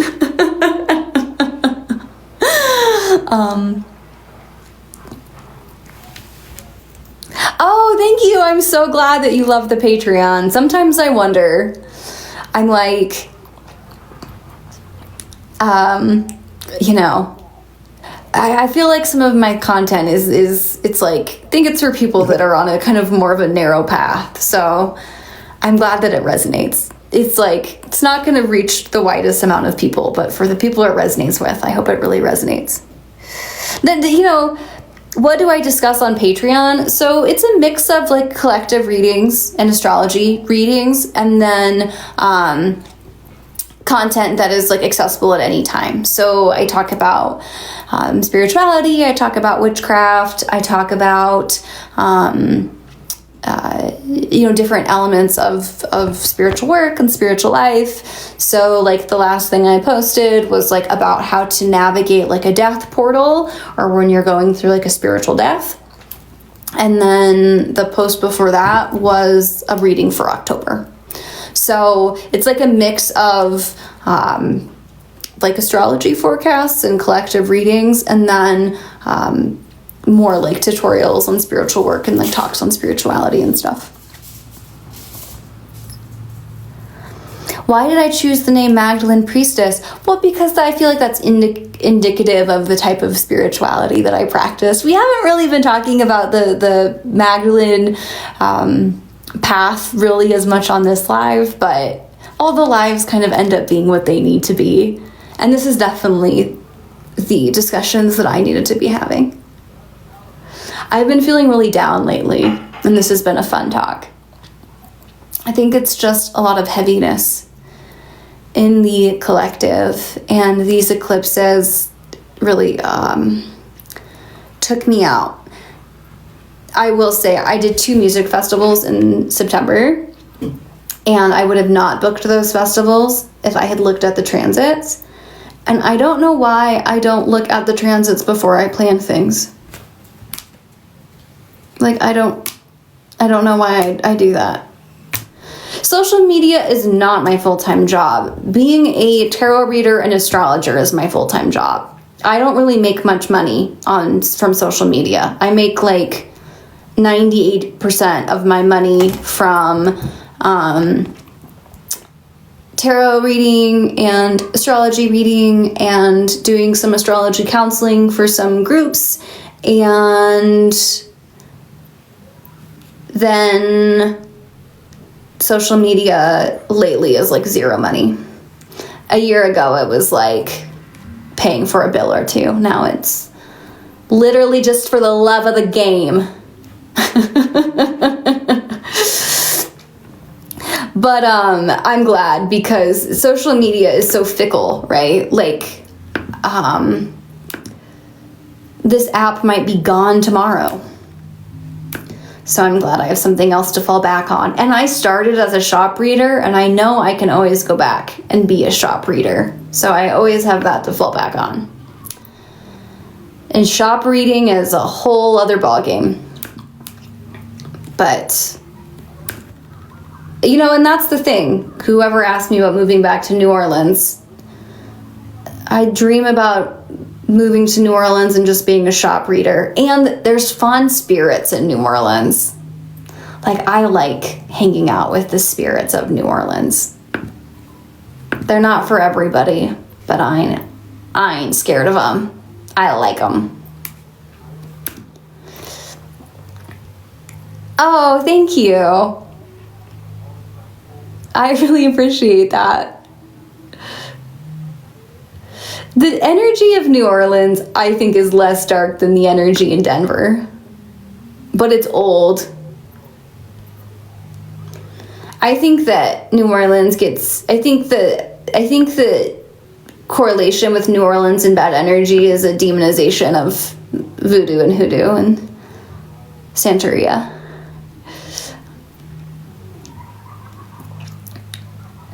Why Denver? Well, I live in Colorado, so. The energy in Denver is really fucking dense right now, I think. Like, the mountains are beautiful. Like, if you're up in nature, that's great. But I think the energy in Denver is pretty dense. You should really consider looking into becoming a chaplain focused in spiritual counseling. That's a great idea. I've thought about it. There's a chaplain program at Naropa in Boulder, but I think that Naropa is kind of a cult, so.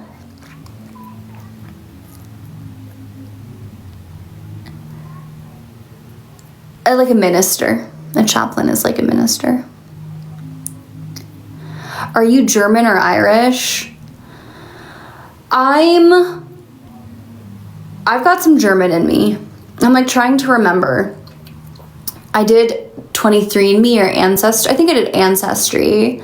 And I'm mostly like French and English and German and Norwegian. And then I have like a little bit of Romani and Jewish. Like just like a little bit, just a little sprinkling. There was like some Romanis that married into like my family generations back. And I'm like, is that where my psychic ability comes from? Because I'm like a tarot reader. Like I'm like a tarot reader, you know? Like the first reading I ever did, I was like, oh, this is in my blood. Like for another person. Like I was like, oh, this is the easiest thing in the fucking world for me. Like, it's interesting. It's like one of those things. I also like have these past life memories of being this like traveling kind of fortune teller, and I had like a cat and I had like a little rig, and I never like took it that seriously. And then I saw like a psychic friend and I like traded readings, and she kind of gave me some of that too. And it's interesting. Like, I think I've kind of made my way with spirituality in many past lifetimes.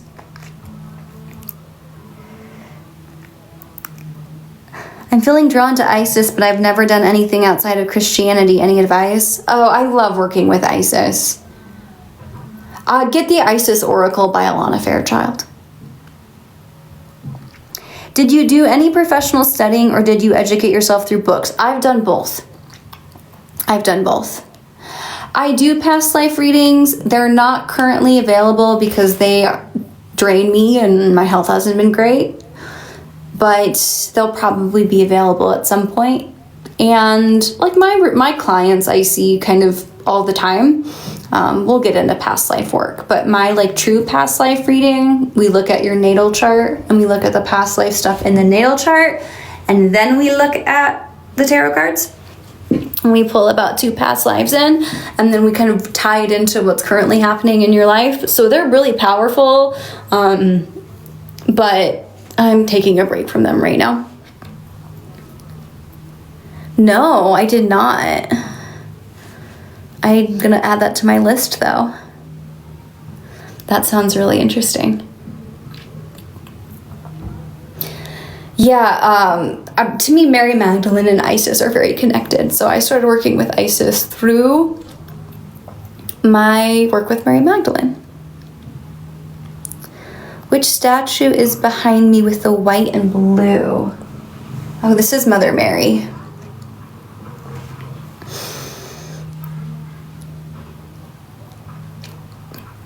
And this is Metatron. And this is Isis. She is beautiful.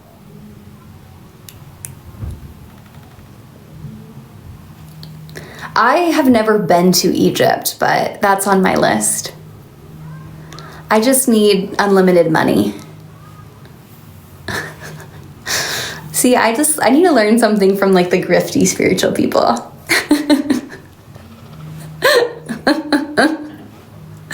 Like, here's the thing. If I actually started a cult, I would have so much money. You know, those Twin Ray people in Oregon? Like, y'all, why can't I just grift? Like, they are making so much money. Like, I want to live in the Twin Ray house in Ashland, Oregon. If you have no idea what I'm talking about, that is a rabbit hole to go down.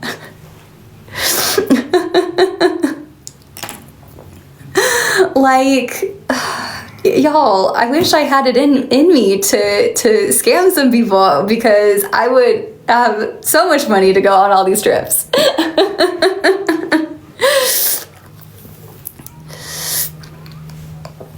Like, it's a real problem for me. I just really don't, I have a really hard time monetizing what I do. It's not where my brain lies, and it's not my favorite thing in the world. It kind of gives me a headache. It's not a big motivator for me, to be quite honest. I'd love to hear about your pastor's kid to witch pipeline, because same. Oh, I think it's true for so many of us. I think like the pastor's kid to witch pipeline is like a very real pipeline for many of us. As light workers, it's our purpose to oppose that grift, cult energy source depleting the collective. I'm kidding. I'm joking. I mean, I kind of like grew up with parents that were in that grift, right? Like, the evangelical church is like the ultimate spiritual grift, right? So I can kind of see it coming from a mile away. And I'm like a little fascinated with cults, because cults are mostly money-making schemes, to be quite honest. And free labor. Like, you guys, all the free labor. As a chronically burned out neurodivergent person, I think that I should just start a cult for the free labor. Just fuck the money. Like, I just want someone to come cook for me. Like, to be honest though, like, I think that we could do a pretty fun cult. Like, y'all can just come move in. I got a guest room, right? Like, it'll be great. Right, I'll do labor too. Like, we'll just share labor.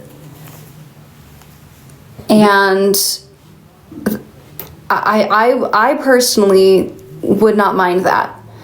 I dream of being in a cult, to be honest. Like a non-exploitive one. A commune, yes. Let's just, everyone move in. Right? Like, let's do that. Exactly. Y'all move in, I'll read everyone's charts in exchange for meals. That'd be great. I just don't want to think about that. Yeah, no taxes. Like, let's just tax exempt ourselves.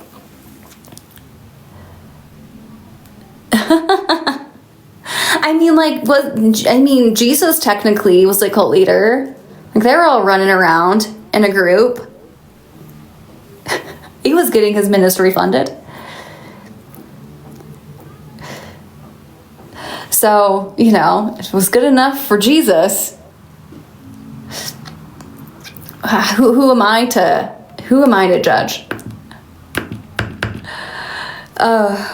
Y'all, in the age of Pluto and Aquarius.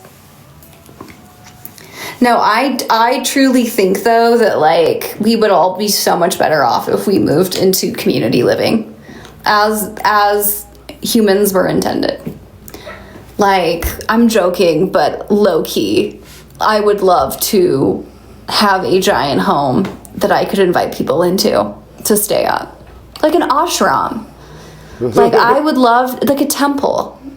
Like, here's the thing.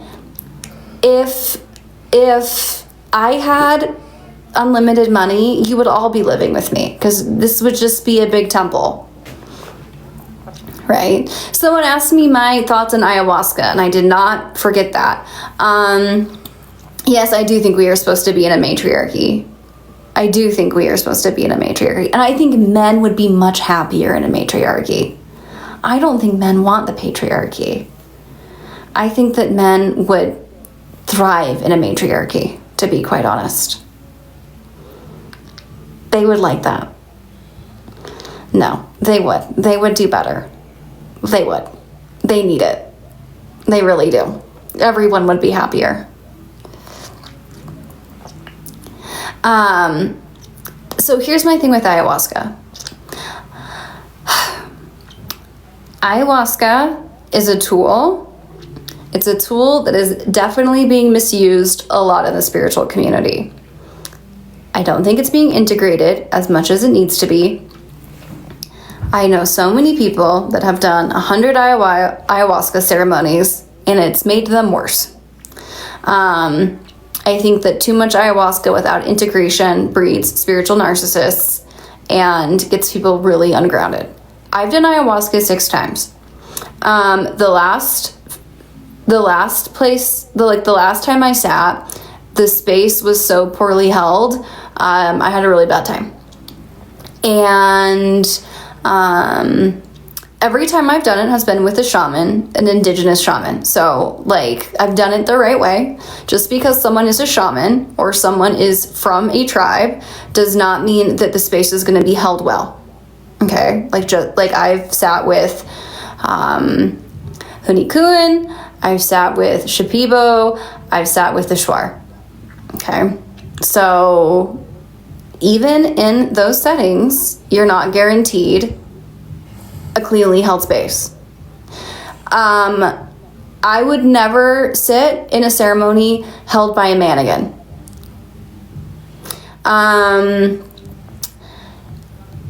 And I think if I do it again, it will be one-on-one. I'm not feeling like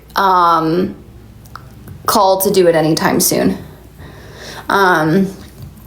And I think indigenous practitioners don't always know how to hold the space for Western people drinking. I've seen there's just a difference in like shared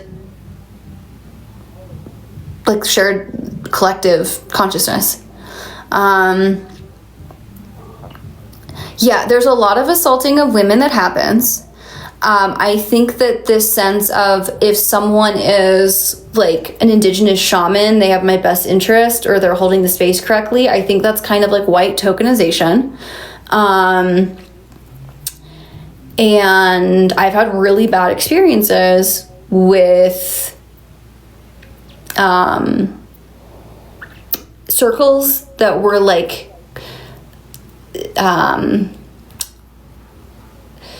how do I say this? That were like, you know, we're doing this the right way. We're with an indigenous shaman. And like everyone that's in this is like in it with a lot of intent and purpose. And still the space wasn't held in a way that I felt was safe. I just felt like I got a bunch of stuff on me the last time I practiced or I drank. And I was practicing a lot. Like I was reading a lot beforehand, and I think that was a mistake. Like I think if I drink again, I'm not going to read for other people for like 2 weeks beforehand, because I also think I brought some of that with me. Even though I was like cleansing and things like that, I just think my dieta needs to include energetic space from other people before I go in. So that was a learning experience. I've had difficult experiences on ayahuasca. I've had really gentle experiences on ayahuasca. I don't think that it is like a ticket to spiritual realization. I think it can be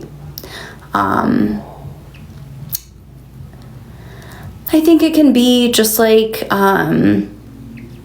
any other psychedelic, something that can be harmful or helpful depending on the person and the setting and, you know, kind of where you're at when you enter into it.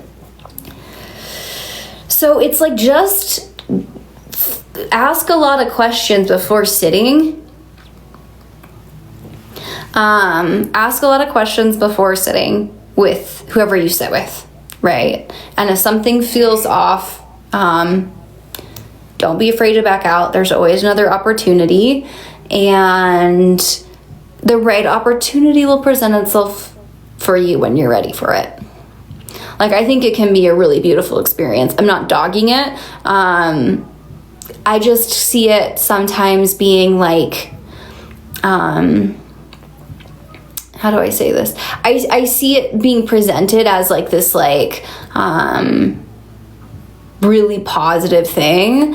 And, you know, I've had to like work with clients who were in big trauma because they were a part of ayahuasca circles that were like a cult, and the ayahuasca community like abused them, and people that are like barely hanging on to reality because they've drank so much medicine. And I'm like working with them as like, a lot of my feeling is more about the clients I've had as much as it is about my experience, right? And also clients that are like on their 20th, you know, circle in 2 months, and they're just in full-blown psychosis, and there's nothing that I can say to ground them and integrate them. So, as with everything, use discernment, trust your inner guidance. Your intuition will tell you what's right for you. Like, it will. But, you know, as with any substance, if you overdo it, it's not going to be helpful for you. Exactly. Like, I just think that there's this idea, and again, I'm in Boulder, there's this idea that ayahuasca is different than other substances, and it's only spiritual, and it's only positive, and you can't have addiction around it, and it can't be overdone, and it's just like any other substance. But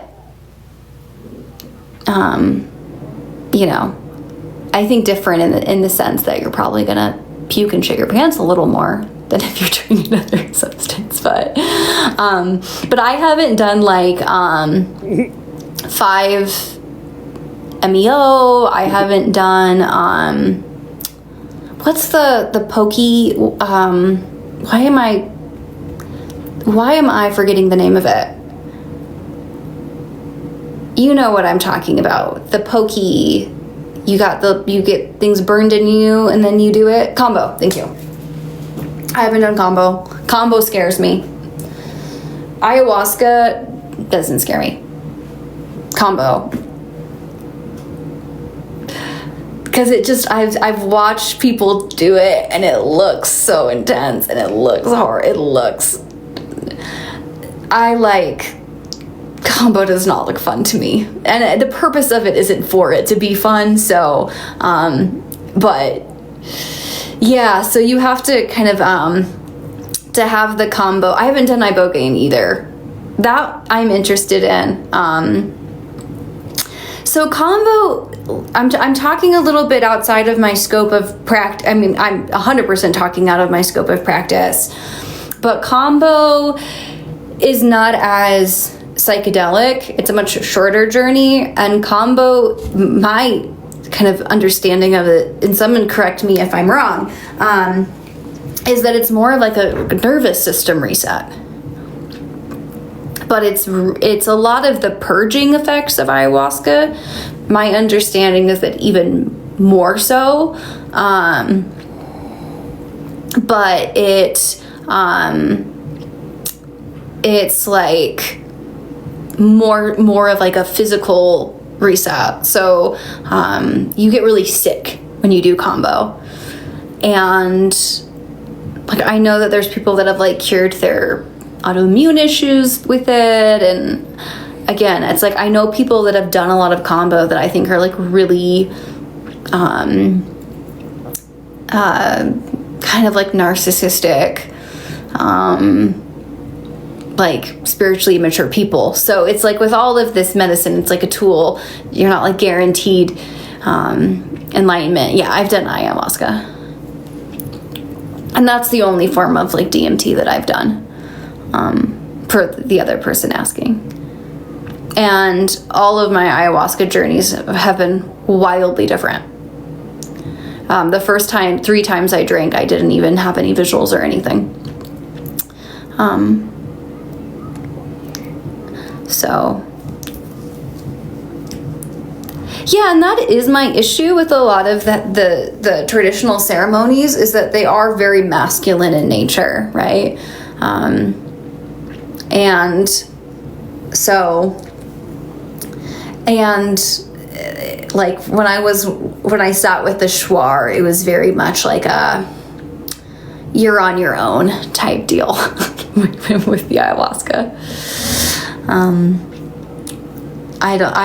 That like facilitation didn't really resonate with me personally.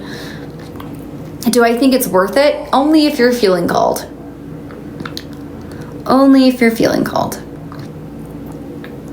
I'm grateful for my experiences, but I honestly have had the most profound experiences in Kali Puja on no medicine. So I micro, macro, and massive macro, but I do feel called to Aya after years, and I think I'm ready. Yeah, I mean, it's nothing to be scared of, because it's like a temporary, I mean, it's contraindicated if you have certain mental health conditions. Like if you're bipolar, don't do ayahuasca. If you have schizophrenia, don't do ayahuasca. If you're like stable and you have like experience with psychedelics, I don't think it's anything to be scared of. I think just sit in a circle that you really trust, because you are really energetically opening yourself. I think you're energetically opening yourself more on ayahuasca than you are on mushrooms, because your body has less control, right?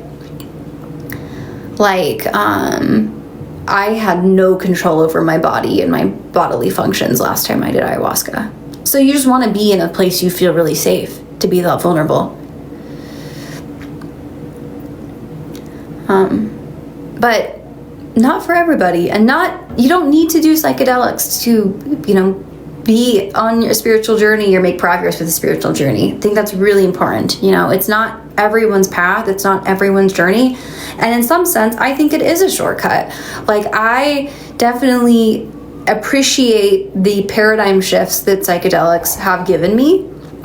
I don't use them all the time, but I think that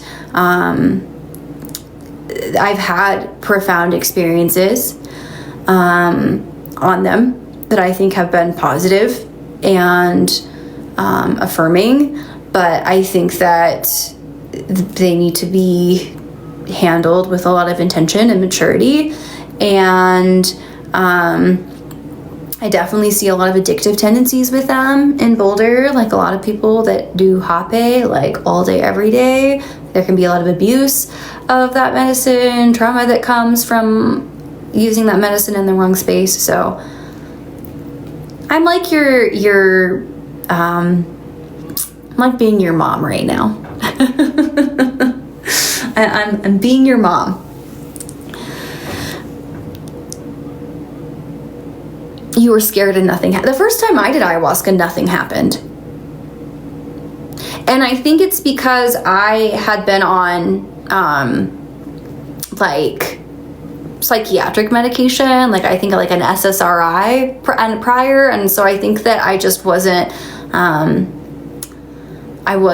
think I had like gotten off of maybe like Lexapro or something like maybe like 6 months before the first time I did ayahuasca. This was like 7 or 8 years ago.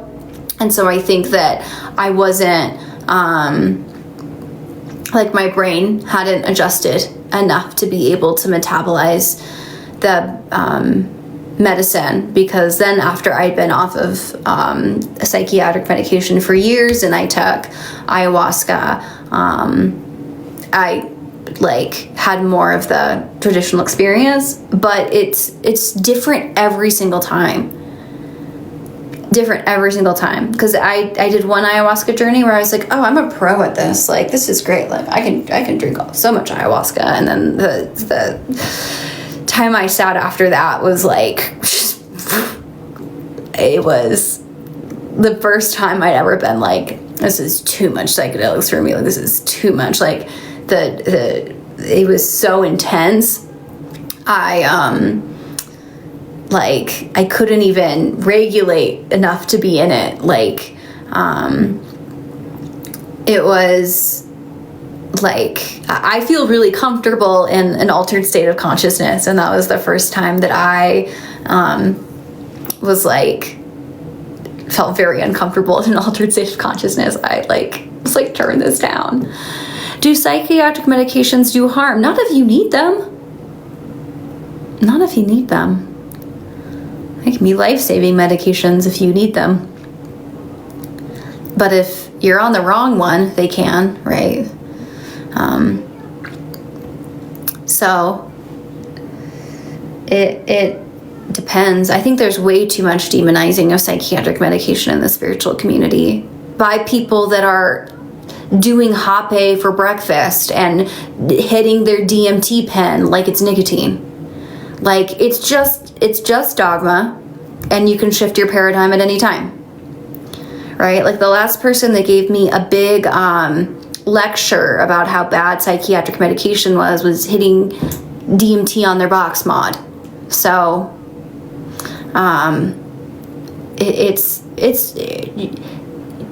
choose to disregard anything anyone says. Even me, because it doesn't have to be your truth, right? There's a lot of like spiritual dogma, even within the alternative spiritual community, that isn't based in any type of anything, right? Now, do I think that modern psychiatry is kind of evil and has been evil? Yes, but that doesn't mean psych meds are bad. That just means that we live in a broken system, right? Yeah, I mean, definitely. I mean, there's been times where psychiatric medication was life-changing for people that I know. I've had a pretty mixed bag on it, a pretty mixed experience on it, but I think that's because I wasn't diagnosed for autism, and so I was being misdiagnosed as things that I was not, and kind of being treated for something that I didn't have, you know?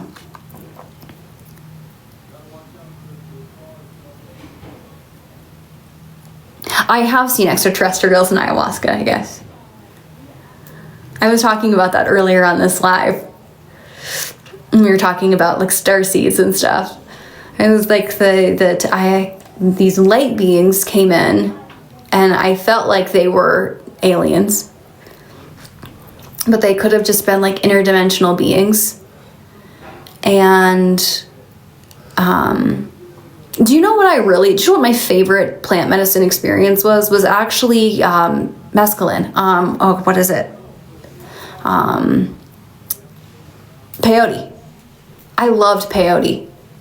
But peyote was like underworld, like ancestors and things like that. I feel very connected to like Mexico, and sat with a Mexican practitioner for peyote. Peyote, I felt a lot more at home with peyote than I did on ayahuasca. I should sit in more peyote ceremonies, honestly. But peyote was a lot of like dead people for me, and not in a negative way, like the ancestors of the tribe I was sitting with. Do you think yourself are extraterrestrial? Hinduism is not European. No. The word Hinduism comes from the colonization of India. So Hinduism as a word is a word that is connected to colonization. But Hinduism itself is not European. But Hinduism is kind of like a blanket term in the same way Christianity is, right? When we're talking about Christianity, there's Roman Catholicism, there's Lutheranism, there's Pentecostalism, there's Mormonism, right? Like all of these traditions mean very different things. Same thing with Hinduism, right? There's different beliefs within Hinduism, there's different traditions. Like the type of Hinduism that I practice, Vamachara Tantra, that's kind of seen as like Satanism to some people in India. So this idea of one kind of homogenous religion titled Hinduism, comes from colonization. Do you believe in humans being the byproduct of intermingling DNA with extraterrestrials? Kind of, actually. Yeah, I do. That's gonna be like the most out there National Geographic like conspiracy thing you hear me say. Because the reason why it's so funny is because I was just like going off maybe like an hour ago about how like I don't like conspiracy stuff because it feels like an alt-right pipeline, and I don't believe the earth is flat and all this stuff, and like I feel like humans being, you know, alien, like it's so like Gaia TV. Like, this is the most Gaia TV thing I believe, but I guess I do. And that's why I think we're all starseeds. That's why I was like, you know, indigenous people say we come from star people. Like, yes, I believe that we are. Like, what's the missing link? Like, I think that the alien DNA is the missing link. I do. Like, there's no other explanation to me. So, yes, and I think that's a good place to end this line. We'll end this live with the most Gaia TV point we could make. It only makes sense though if you really think about it. On a medicine trip, it was shown to me. I think it makes sense too, 100%. I think that's the missing link, for sure. And I think that's why mushrooms evolve our consciousness, because mushrooms are aliens too. Think about it. Mushrooms are aliens. And so I think we're ingesting alien substance when we take them. On that note, it's been great to hang out with you guys. This is like the longest live I've ever done, and I think the most fun I've ever had. And you guys have been the best, and no one came in here and harassed us or tried to tell us we're going to hell. Like, this was like so beautiful. Like, yay! Like, this was so great. Like, usually we have to kick somebody out or ban somebody. No, not this time. Maybe a later live is the way to go. But yeah, I love y'all and I appreciate you, and thanks for hanging. And